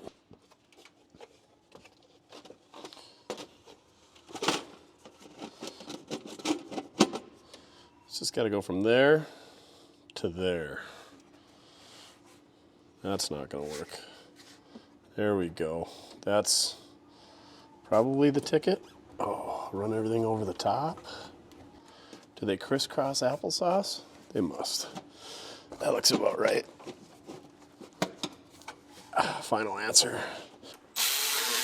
Oh, looks so much better. Like, really, not having that stuff exposed.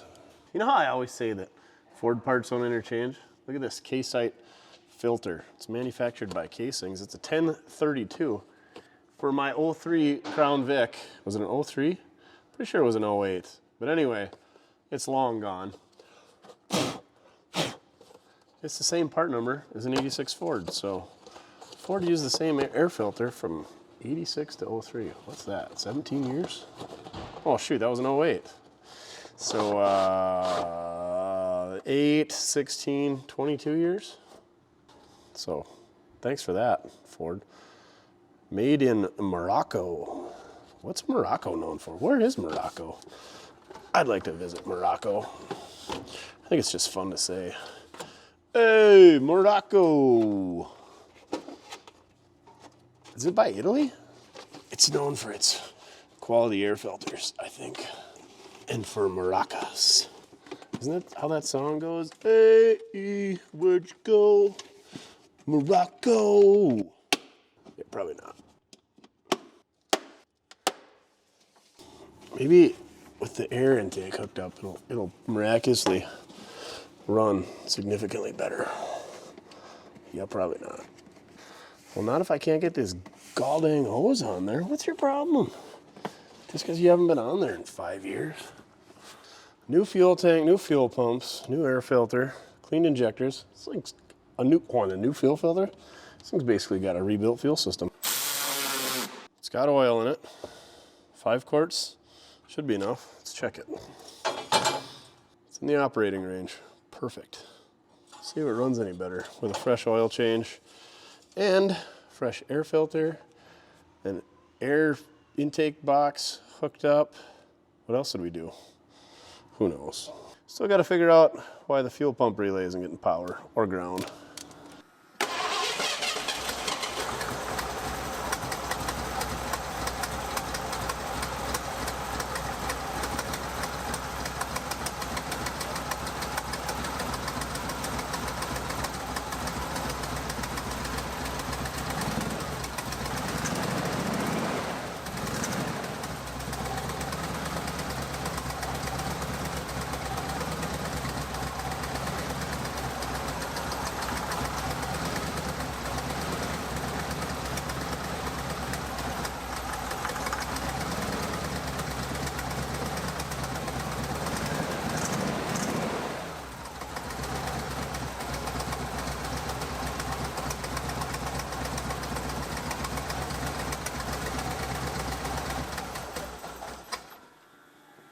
So I'm trying to figure out how to set the timing on this. It says spark plugs are negative 32C. I don't know if that's part number, gap 42 to 46, so that should be right. I didn't say anything about timing, but it says firing order 15426378, which is not what I read on the internet. So I don't know why it's running at all. Let's change it to that and see if it runs any better.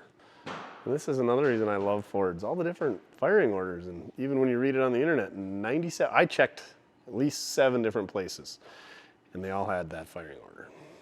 Unless your decal is wrong, Ford.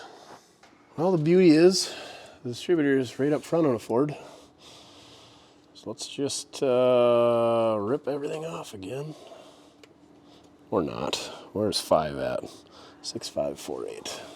Yeah, let's just start over. 1542. Yep, 6 is in the right spot. 1542. 6, 3.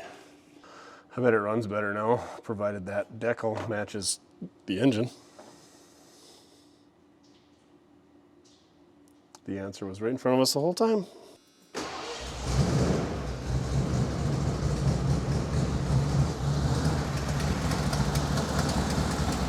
That sounds a whole lot better. Now we just got to fix the timing that we screwed up.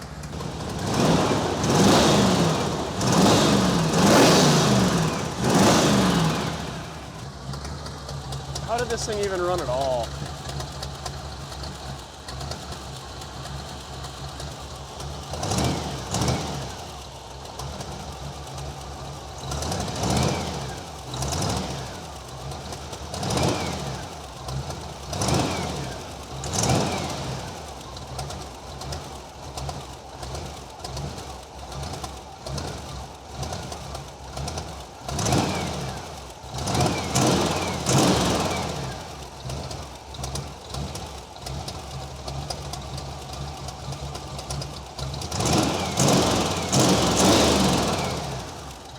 Pretty good. It's pretty good. I think it's good enough to even drive if we had tires that held air and brakes and coolant and everything else. And a transmission that worked, hopefully that works. Let's not confuse anybody else. Tech tip of the day, if you draw over your marker with your marker, sometimes you can just wipe it right off.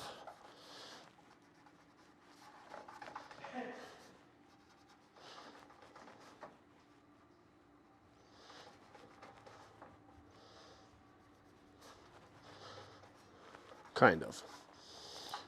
We'll just pretend like that never happened. Whoopsies, just a little Bob Ross happy little mistake there. We don't make mistakes. We have happy accidents.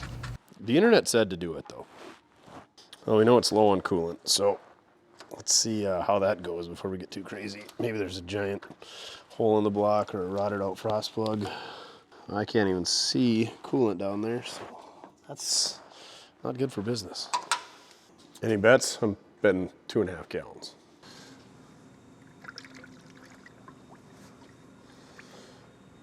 Where do you suppose that coolant went to?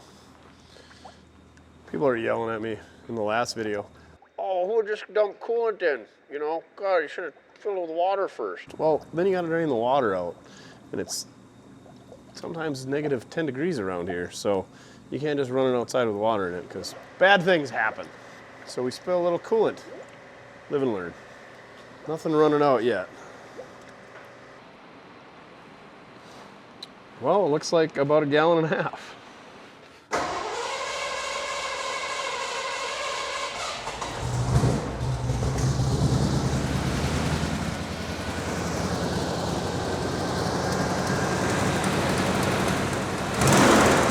Oh, way more responsive. You could probably turn that idle down.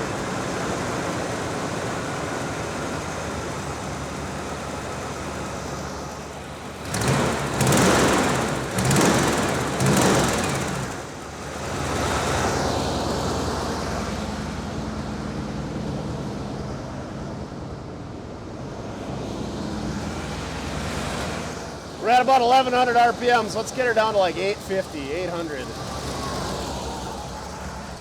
That's about 750. Let's give her a little bit more. This thing's getting pretty good.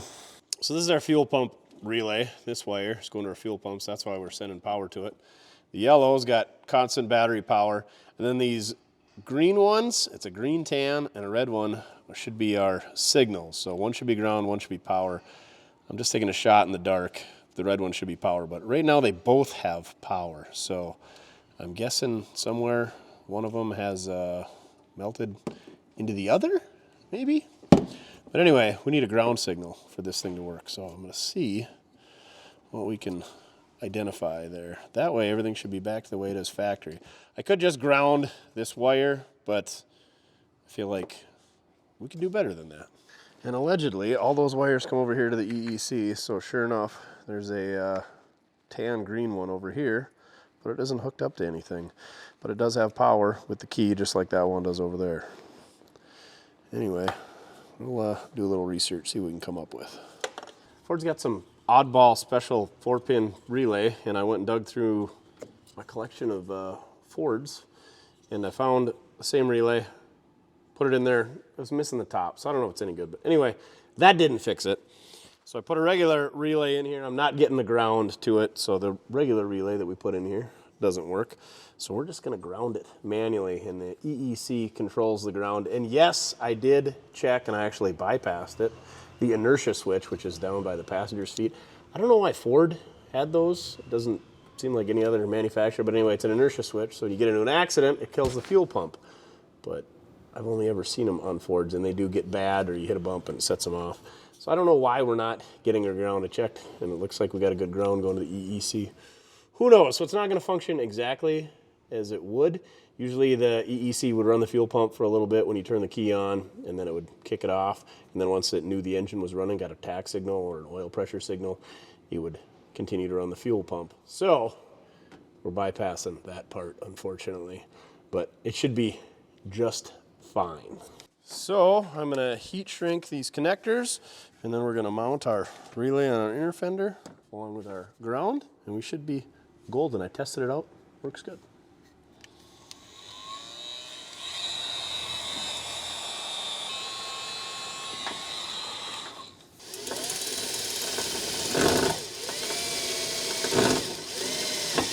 There we go, fuel pump relay is resolved. It's not the way it is hooked up from the factory, but it should be just fine. If a guy really wanted to dig into it, you can, and then you're gonna have to get some schematics and all that stuff, but it should be just fine. It's better than it was when it wasn't working at all. Running our jumper wires so we can get rid of those. Speaking of jumper wires, let me show you what else we dug into. So there's these 2 wires right here, trying to figure out what was going on there. They're kind of tied in a knot. One of them comes straight off the battery as a ground. The other one goes across the firewall and into the fuse relay center, and that's the one that was plugged into the fuel solenoid, so that gets power with the key on. It's pretty great. And so I was digging into these because I thought, well, maybe that's part of our fuel pump relay issue. It's not. It's pretty awesome what I found, but I don't think we're going to fix it or change it because it's working. Let me show you. So those wires follow along the frame rail, and then they're wrapped around the top of the frame rail, and then they go to our oxygen sensor. And then guess what? There's another red wire, and that one actually hooks into the factory harness up there. So I'm guessing when they added the headers, the wires weren't long enough, so instead of extending the original wires, they ran new red wires. But anyway, like I said, it's working. They actually got them soldered, so I think we're just gonna leave them for now. I did take the tape off, so I'll retape them, but whoever buys this thing should probably resolve that, you know? Run some new wires. Got our O2 wires taped up. Let's see if we got any brake fluid in this thing. Hopefully we got brakes. Oh yeah, they're half full, so that usually means you got brakes. Let's top it off when we're in here though. That way we ensure that we've got brakes for the foreseeable future. I'm gonna jump in, hit the pedal, see how it feels. Please don't be frozen. Oh, these things feel awesome. Pretty excited about that. What do we got for lights, Duff? The chicken chasers decided to start working on their own again, and there's a switch over here. Got headlights. The buzzer works. They come on the dash. Can't tell. It's too bright in here, Duff. Turn the lights off. Well, we got one headlight. Hey, the mark. Oh. We got a bad connection somewhere there. We got a marker light over here. Maybe these are just reflectors. I'm guessing they're supposed to light up. Tail lights? Heck yeah. Both of them. License plate lights? Yeah, I don't think anything's been in that socket for a while. Duff thinks we're about ready to go for an RID. We got to test the transmission yet, and we should probably check the diffs. Also, we got a situation with 3 of the 4 tires. Tread looks good, but they don't hold air. 86, and they still had the dimmer switch on the floor? Come on, high beam, or no beam. I'm guessing it's in the dimmer switch. I'm gonna go flog the dimmer switch like it owes me money and see if they come to life. Anything? Just a bad ground on this side? The connector is easy enough to get at, so let's take a look. Looks like she's been warm. We got a ground. 2 grounds. And no powers. That's unfortunate. Well then. Oh, sure enough. Oh, there's the marker light. Bad connection in the 194 bulb. If you wiggle it, oh, we brought her back to life. Good to go. Why don't we have power over here though? That's ground. That's ground. Great. Guess we got to do some digging there. Well, I guess that wasn't without fail. We got this one working, but we're not getting power to this light. How about this marker light? Could we get so lucky to just wiggle it? Sure enough. Just wiggle it in the socket. Good to go. What about that marker light? Can we get at that from the inside? Heck yes. Oh, just wiggle that one too. Maybe a little bit more than a wiggle. Let's try a new 1156. 57. 57. Oh, there we go.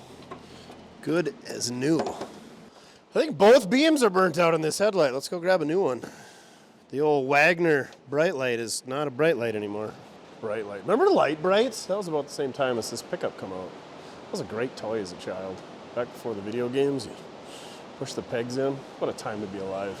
Light bright, turn on the magic of colored light. With the assistance of Lucille here, we're gonna put in a fresh 6054 Wagner. Oh, don't screw out the adjusters. Idiot. Where's the screws that hold it in? You don't have to take this headlight surround out to get in there, do we? That would just be silliness. I think we do. I can get at the bottom too, but not the top too. Time for some power tools.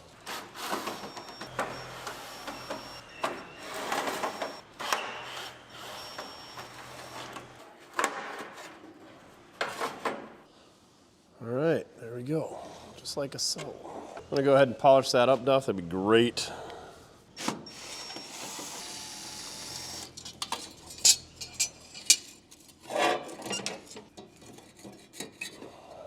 I'm gonna double check our new one's working before we button everything up. Blinded by the light. Oh yeah. Nice. It is not very often that both elements are burned out, but I guess it can happen.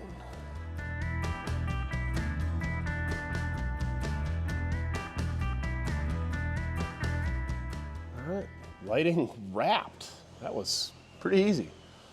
Fix a couple of loose connections, a couple of bulbs, bada bing, how bada boom. Put a little light on the subject.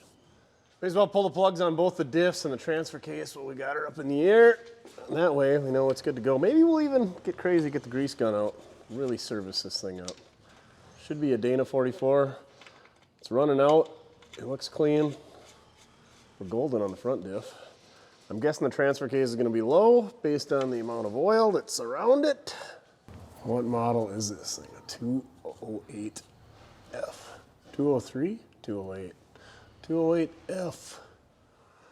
Oil level, right there. ATF only. Let's get the old Swedish nut lathe out. See if we can't round this plug right off. That'll make my day. There we go. Let's get the old zip stick out here. Check the level. Actually, it's spot on where it needs to be. Perfect. Usually when they're all greasy like that, that means they're leaking, and maybe somebody just overfilled it. But it's not all the way to the top, but it's right up where the level needs to be, so we're calling it good. What is this, an 8.8? I would imagine so. Maybe it's a Dana 44. Probably an 8.8. Ooh, did you hear that? How it had a vacuum? Where's our breather at? Our breather is plugged, and that's gonna cause havoc with our axle and pinion seals. Looks good on this end, but there was definitely a vacuum there. I feel like this should be tied up there for one thing, but it's probably plugged up in the fitting over here. Oh, zip stick says it's right to the top. Nice clean fluid. 3 different plugs, 3 different style tool to remove them. Come on, guys. Let's take this breather hose off and see if this fitting's plugged or if the hose collapsed or what happened here. I don't feel like that hose would have collapsed, but maybe. Still got the factory crimp-on connector, so it's the factory hose that's only 40 years old.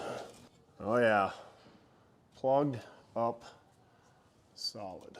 Let's go ahead and just take that out of there, and then we'll run a drill bit through it, clean her up good, and we'll fetch up a new hose. It's the little things like listening for a vacuum when you pull the plug out. It could save you a lot of money because that could have pushed out an axle seal or a pinion seal, and then you could have run this thing out of grease and had to put a whole rear end in. That's a bad day. Or better yet, lock up the rear end and the drive shaft stops and breaks your transfer case all in one shot. That's a bad day. Run a drill bit through to get all the rust out.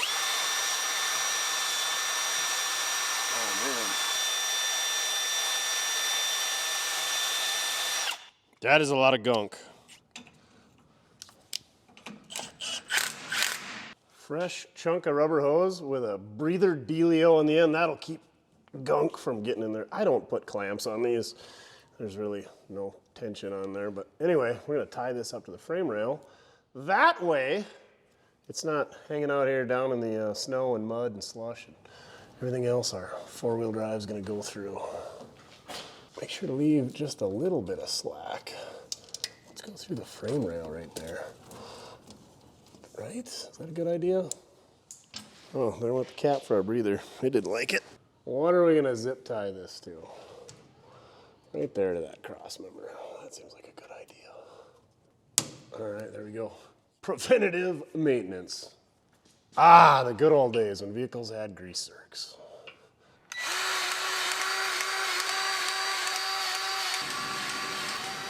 Surprisingly, nothing on the front axle shafts, nothing on the front driveline, but the rear driveline had zerks.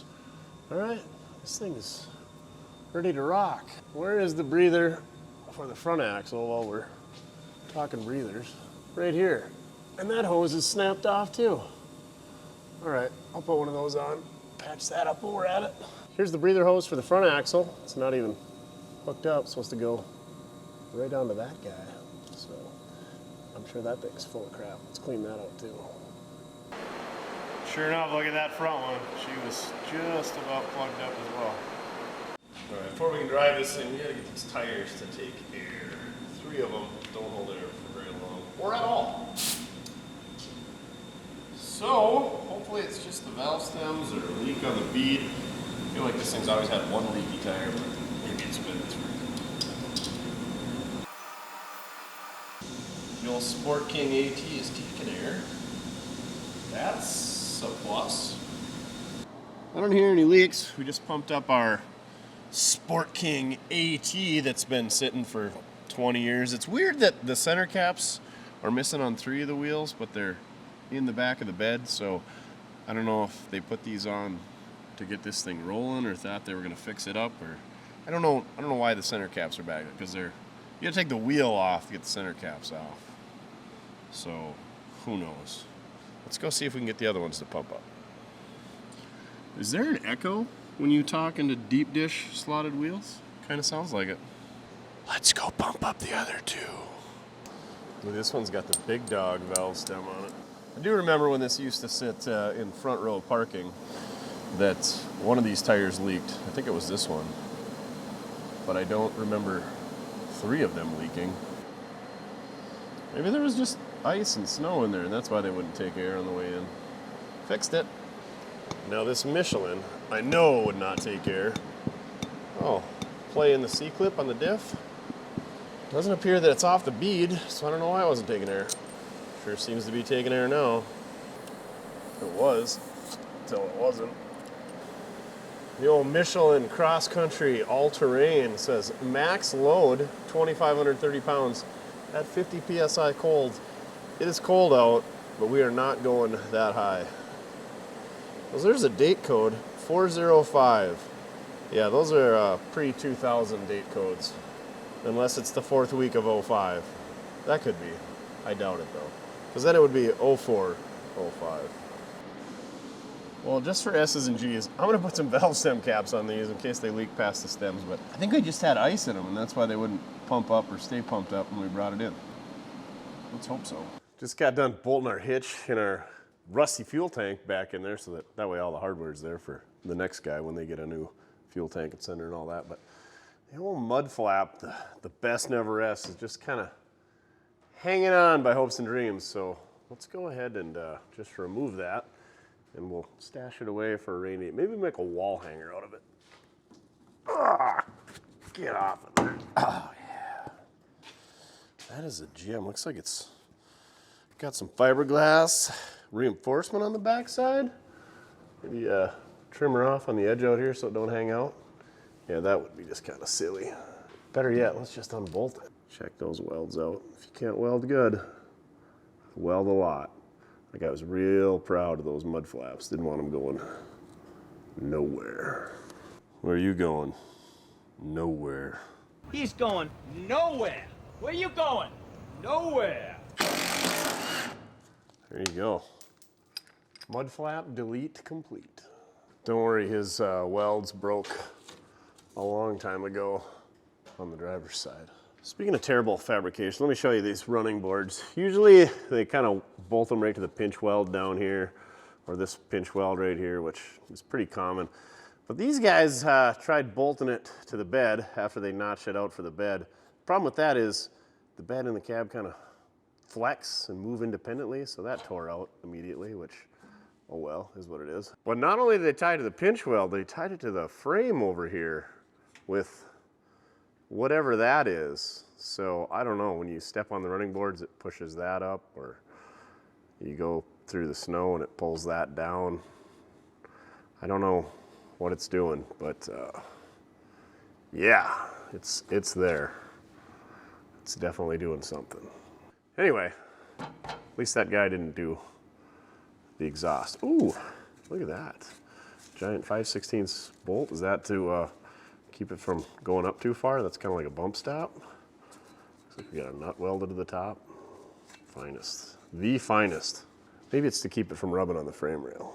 Clearance? Yeah, we got plenty of clearance. Just smack it with a big hammer. Just spent a couple of minutes with some Croyle. Got this hitch working, check this out. Pull this lever down, that engages a pin in there.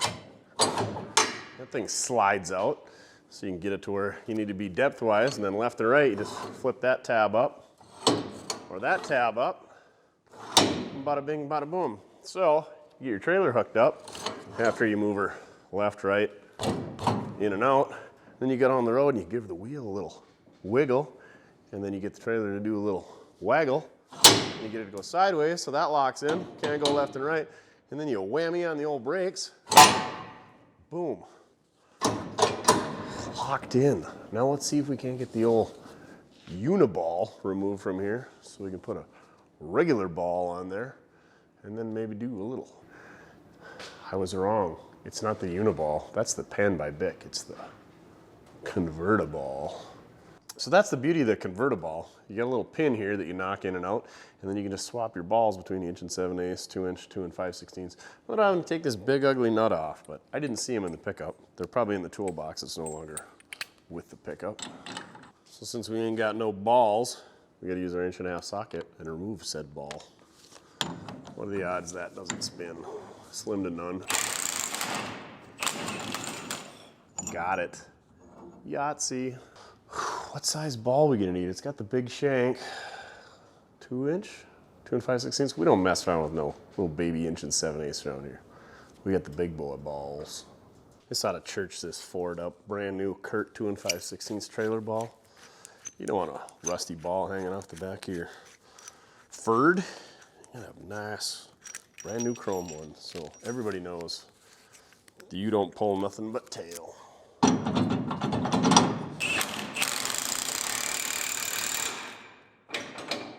There we go.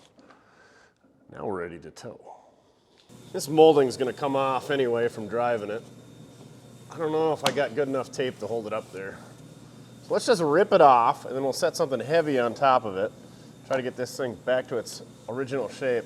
And then we'll put some new adhesive stripping all the way around. Or not. Ooh. Good grief. All right. We're gonna try some new 3M because that is not coming off there. Definitely want to prep both sides properly by doing more than wiping it down with a blue shop rag. I give it 5 to 7 minutes before this falls back off. And when it does, then we'll really try ripping it off, and then we just scuff it and shoot it with some flat black paint. Nobody will know that it was never there. At least it's not flopping in the wind anymore. We need a 3M sponsorship. Did you know that 3M is out of Minnesota, based out of Minnesota originally? What is it, the Minnesota Mining and Manufacturing Company? Just learned that because they made these ribbon makers in the 1950s. How neat is that? That's pretty neat. They're never gonna know. Let's get this bed cleaned out. I wonder if the tailgate opens.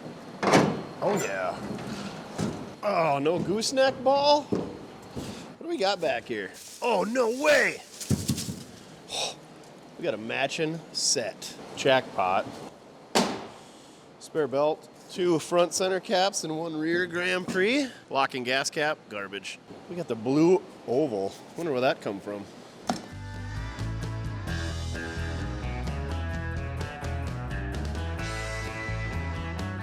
Son of a gun, that bed floor is pretty respectable. Ain't all smashed up, ain't all rusty. Heck yeah. Let's get rid of these stickers. I can appreciate stickers, especially some vintage one, but you can't really make any of them out. You can barely make out the Arctic Cat. Of course, Froggy.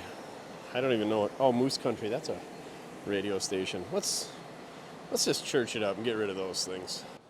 I didn't think we were missing the grill emblem, but sure enough, that's the OG.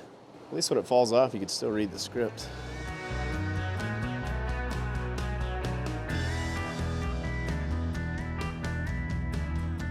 There you go. A couple minutes with a razor blade. And we've got an unmolested sliding rear window that definitely leaks air when you go down the road because why wouldn't it? They all do. What do you say, Duff? Your first test drive? Go around the back of the shop, have a good portion, see if we'll make it. Yeah? All right. Let's do it.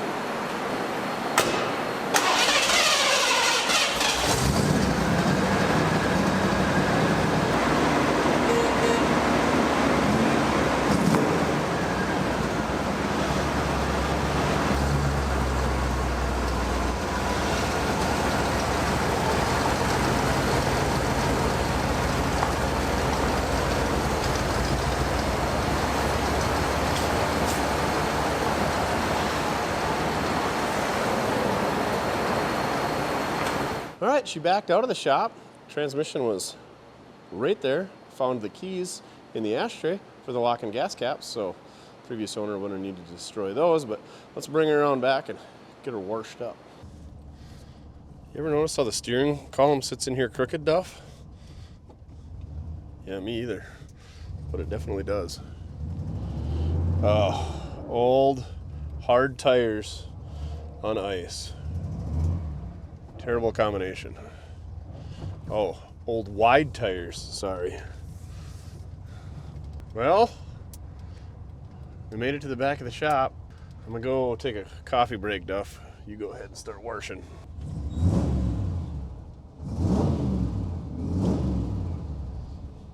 Sounds kind of good. Don't tell the Ford guys. Insert really fast pressure washing scene.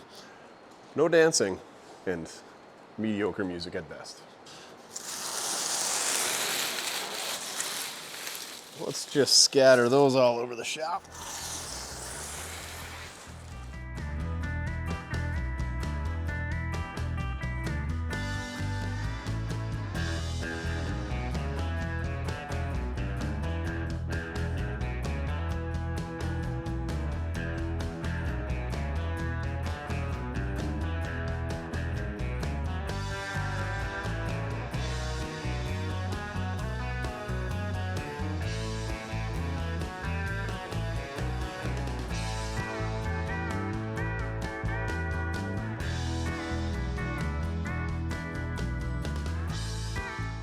Cleaned up pretty good, but we got a bunch of tree sap we gotta scrub out of there, unfortunately.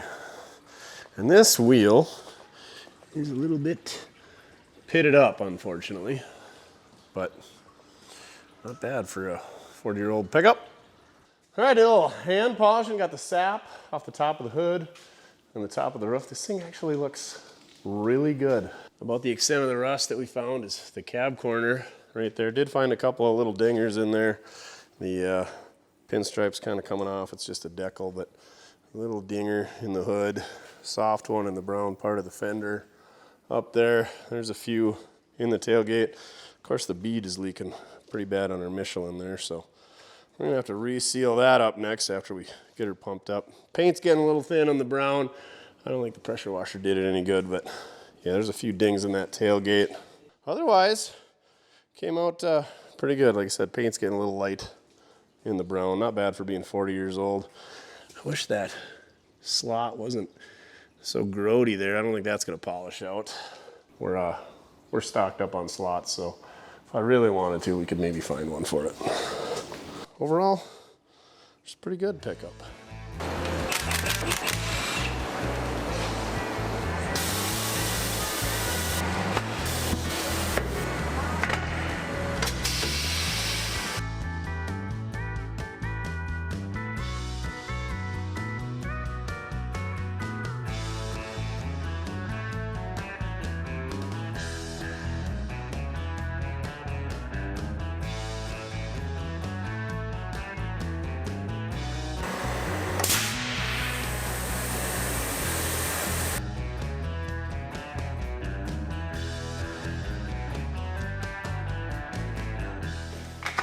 Unfortunately, the bead of the tire was severely damaged, so we had to put a tube in it, which I don't really like to do. It's something you're gonna drive, but we gotta get it to hold air.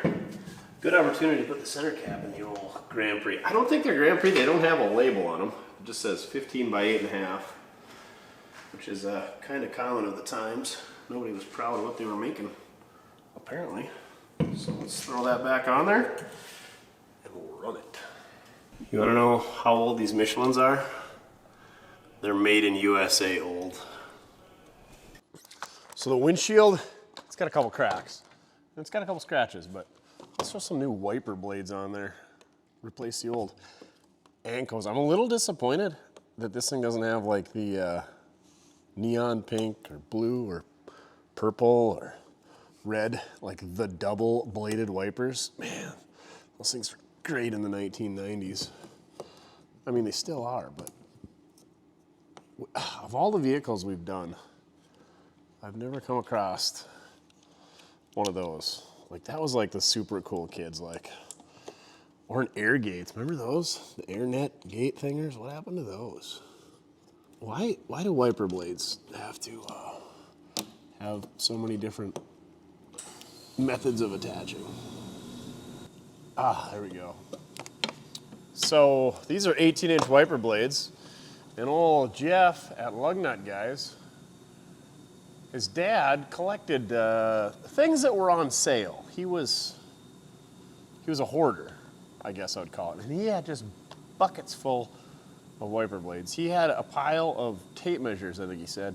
And they said at his funeral, they gave away tape measures because his dad had so many of them. They were brand new. But anyway, we got some Lexor, guaranteed the best blade you can buy, styled for the world's great automobiles. I think these things were USA. Lifetime warranty on the frame only. Proudly manufactured in USA by Pylon Manufacturing, Deerfield Beach, Florida. I didn't know that Florida had much of a manufacturing scene. I thought they were just known for alligators and oranges. Anyway, these things are gonna get a new home. Hopefully they fit. Well, for sure they're gonna fit. So shout out to Lugnut Guy, Jeff's dad, for hooking us up with some wiper blades. Almost hate to use these things. They're probably collectors.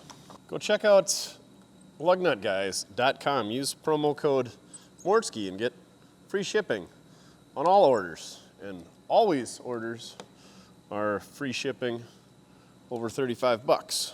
So even if you forget my promo code, you just got to spend 35 bucks and the shipping's free. I'd say you could get some free wiper blades, but I think I got them all. His dad's probably got some more. He's cleaning out the shed. Cool. Yeah, the Ancos, they're wasted. Oh, now that this thing's dried off, this thing is sharp.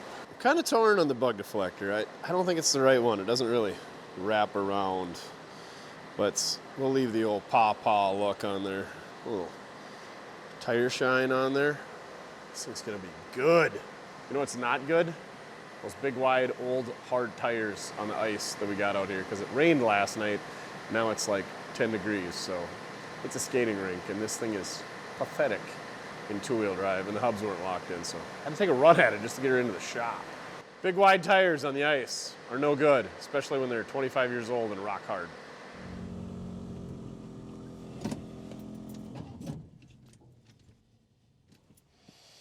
Well, that's no good.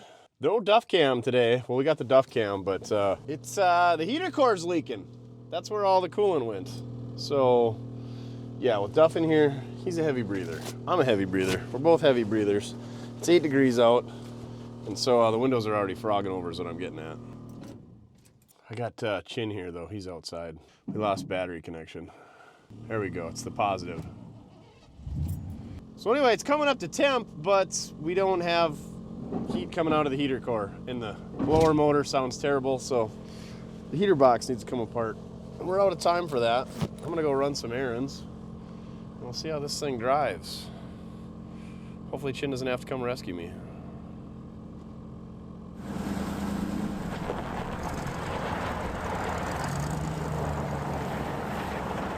I think I'm gonna have to use my gloves to wipe the frog off the windshield. Also, big, wide, hard tires suck on the ice. You know what sucks on the ice? Me. Took a big digger yesterday, broke my phone, and it was in my back pocket. So my right butt cheek is took the brunt of the fall. So yeah, that was $313 for a replacement iPhone. Anyway, could have been worse. It is slick out there though, kids. Duff is not happy about not getting to go for a ride, but it would have just been miserable. I would have had to clean off both sides of the windshield. And yeah, he can hang out with Chin, who is on tow duty call in case this thing dies on the side of the road so I don't freeze to death. Right now it's kind of warm in here, probably because it's been in a warm shop, but like I said, it's putting out heat. It's just, if you ever had a heater core go bad, it's not good heat. It's tasty heat. Tastes like antifreeze. All right, here we go. Shift through the gears, baby. Come on, AOD, do your thing. Oh, those tires feel square as can be. Might be a short drive. It's not coming out of first. Great.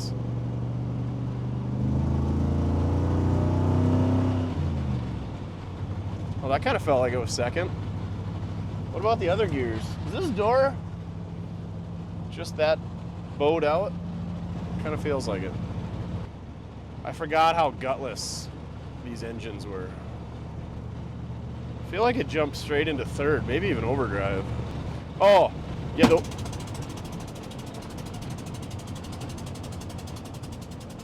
what's that noise? Did the exhaust just blow off? Nope, that's a tire. Well, we made it 2 miles. Not even. We made it a mile.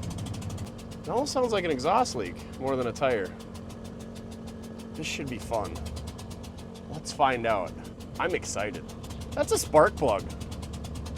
That was a spark plug blowing out of a hole. For sure. On my side. Ford's doing Ford things. Yeah, that's not a tire. That's a spark plug out of the head. I thought only the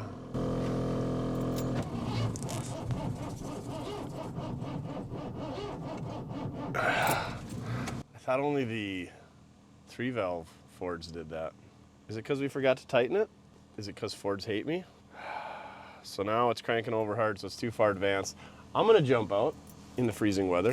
It was charging, so we should have plenty of battery juice, but it's cranking over hard. So I'm gonna go ahead and retard the distributor. So let's think about it before I get out in this 8-degree weather with 40-mile-an-hour wind. So that's like -72 wind chill.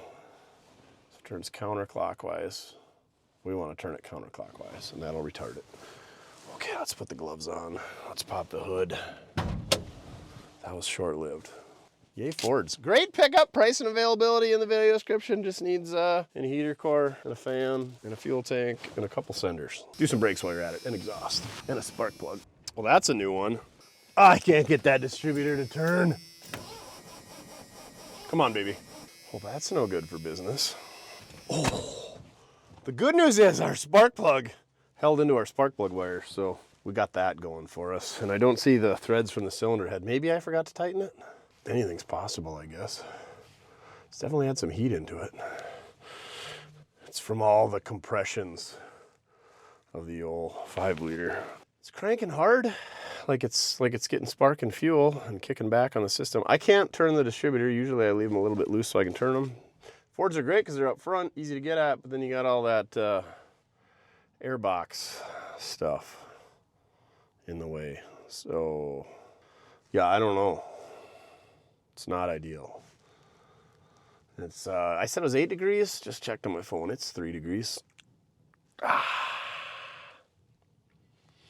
So, if we move all the wires over, it was running way too good. Why doesn't it run now? Is the fuel pump running? Let's check. Fuel pump is running.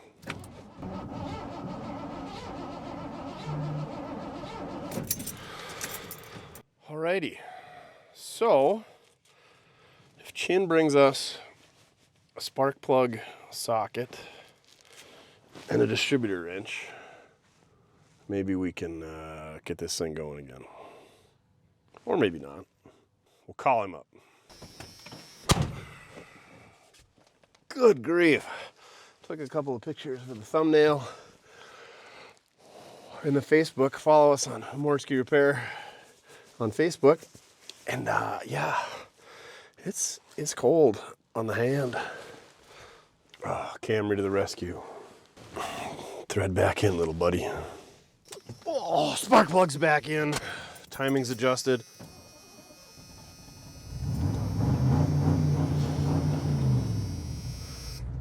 Stay running now. We're gonna go back to the shop and do a double check. These tires are terrible. This one is losing air as we sit here. The heater is not heating. I'm freezing. It's a great day. Oh yeah, I forgot the transmission didn't even like to shift. So there's that. We got a lot going for us today in the old Ford. Camry came to save the day. Yeah, not only is it 3 degrees, that wind is just whipping. God. So I'm glad we didn't blow a tire, because I would feel absolutely sick if we wiped out a fender or a quarter panel on this pickup. That being said, you can feel how square the tires are. Well, they're kind of coming out of it. But I don't want to blow the tread off one of these big suckers and ruin this pickup. It is too straight and too dry. And as cold as it is without having the old heat, I don't feel like getting too much crazier with this thing. So yeah, let's run this thing back in the shop, show you what we found. I'm an idiot, you guys knew that. And we'll go from there. Chin said Duff was not happy when I left the yard without him, but he didn't miss anything, that's for sure. We're on flat ground and we're almost stuck. Big, wide, hard tires and ice. Not a good combo. Tastes so nice and sweet. Let me show you what we found. I feel kind of dumb, but also not really. So there's this little adapter right here that goes on the end of the compression tester to thread into the cylinder. But I don't get why it's an adapter, because it threads into the hole and the spark plug will thread into it. And when I lost this, because it was on cylinder number 5, I think it was the first cylinder we did. Anyway, we did the other bank last. So that thread that this has is the same as the compression tester has. So we did all those cylinders. But anyway, this was in there and I threaded the spark plug into it, and it decided it didn't like the heat or the compression or combustion or who knows what. Also, license plates. I'm gonna sign them and throw them in with a couple of t-shirt or calendar orders or something that's about that size to ship them out. So head on over to mortske.com, place yourself an order, you might get some signed E6 Ford license plates. But anyway, this looks like a miniature lamp from Aladdin, and we gave her one too many rubs and an Ejecto spark plug ode, cuz. Spark plug ode. So anyway, so for reference, that's what it's supposed to look like. This one ate at McDonald's a few too many times. Don't do that, kids. But I don't think I'm out anything, because that thread is the same as that thread, or close enough. So that's a new one. We put that in there. For some reason I had to adjust the timing. The timing was great before. I guess we never got it warm enough. So I might play with the timing a little bit more, but that tire is losing air pretty quick. And I would, like I said, feel absolutely horrible if we wiped out a bedside, or worse, wiped out a bedside, ruined one of those sweet slotted mags. I think we're done driving this thing until we get some tires. Not a good first test drive. It's also way too cold to be driving out there without heat. And somebody says, no more rides without me. I promise, I won't breathe so heavy, Dad. Yeah, right. Everything's falling apart. Wheel bearing, rear brakes on the old Expedition. I'm sorry, buddy. I'm sorry. We had to do it. You were safer here.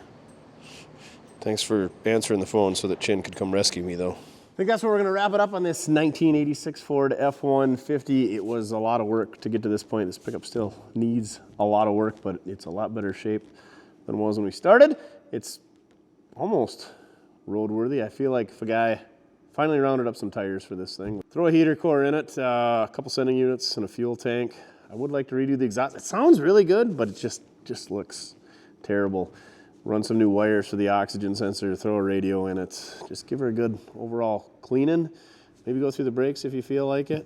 and then see what other problems develop after sitting for 25 years. 2000 were the last registered tags on this thing. So yeah, this thing's pretty good. Another thing is everybody gives a bad rap on like the old throttle body injections that GM and Chrysler had, and then these Fords. And it's really a pretty simple design. They're not that complex. Do a little research, get on the old forums. That's what we did, and do some research and figure out what runs what and what does what, and find somebody that had the same problem as you, and keep these things working, because I feel like it's a lot easier to fix these and to maintain these than it is to convert to a carburetor. You convert to a carburetor, then you still got to have the electric fuel pumps. You got a bunch of screwed up linkages for your throttle linkage. You're going to lose your cruise control and your kick down for your transmission and all of that stuff. And it's a pretty simple design. There's not a lot there. There's not a lot of electrical. There's not a lot of vacuum.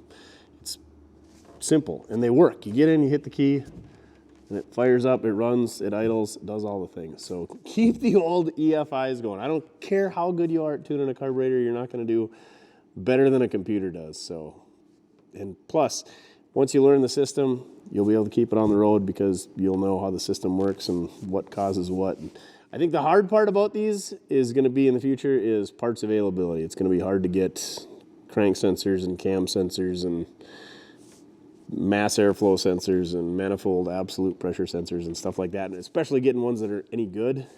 So yeah, you might have to scrounge up some used parts, but rip into one of these things. Like I said, it's usually gonna have bad fuel pumps. It seems like these in-tank pumps just don't hold up. They've been sitting for a while. It needs one of those, and then just work your way down the line. Check for spark and compression and fuel. Clean your injectors.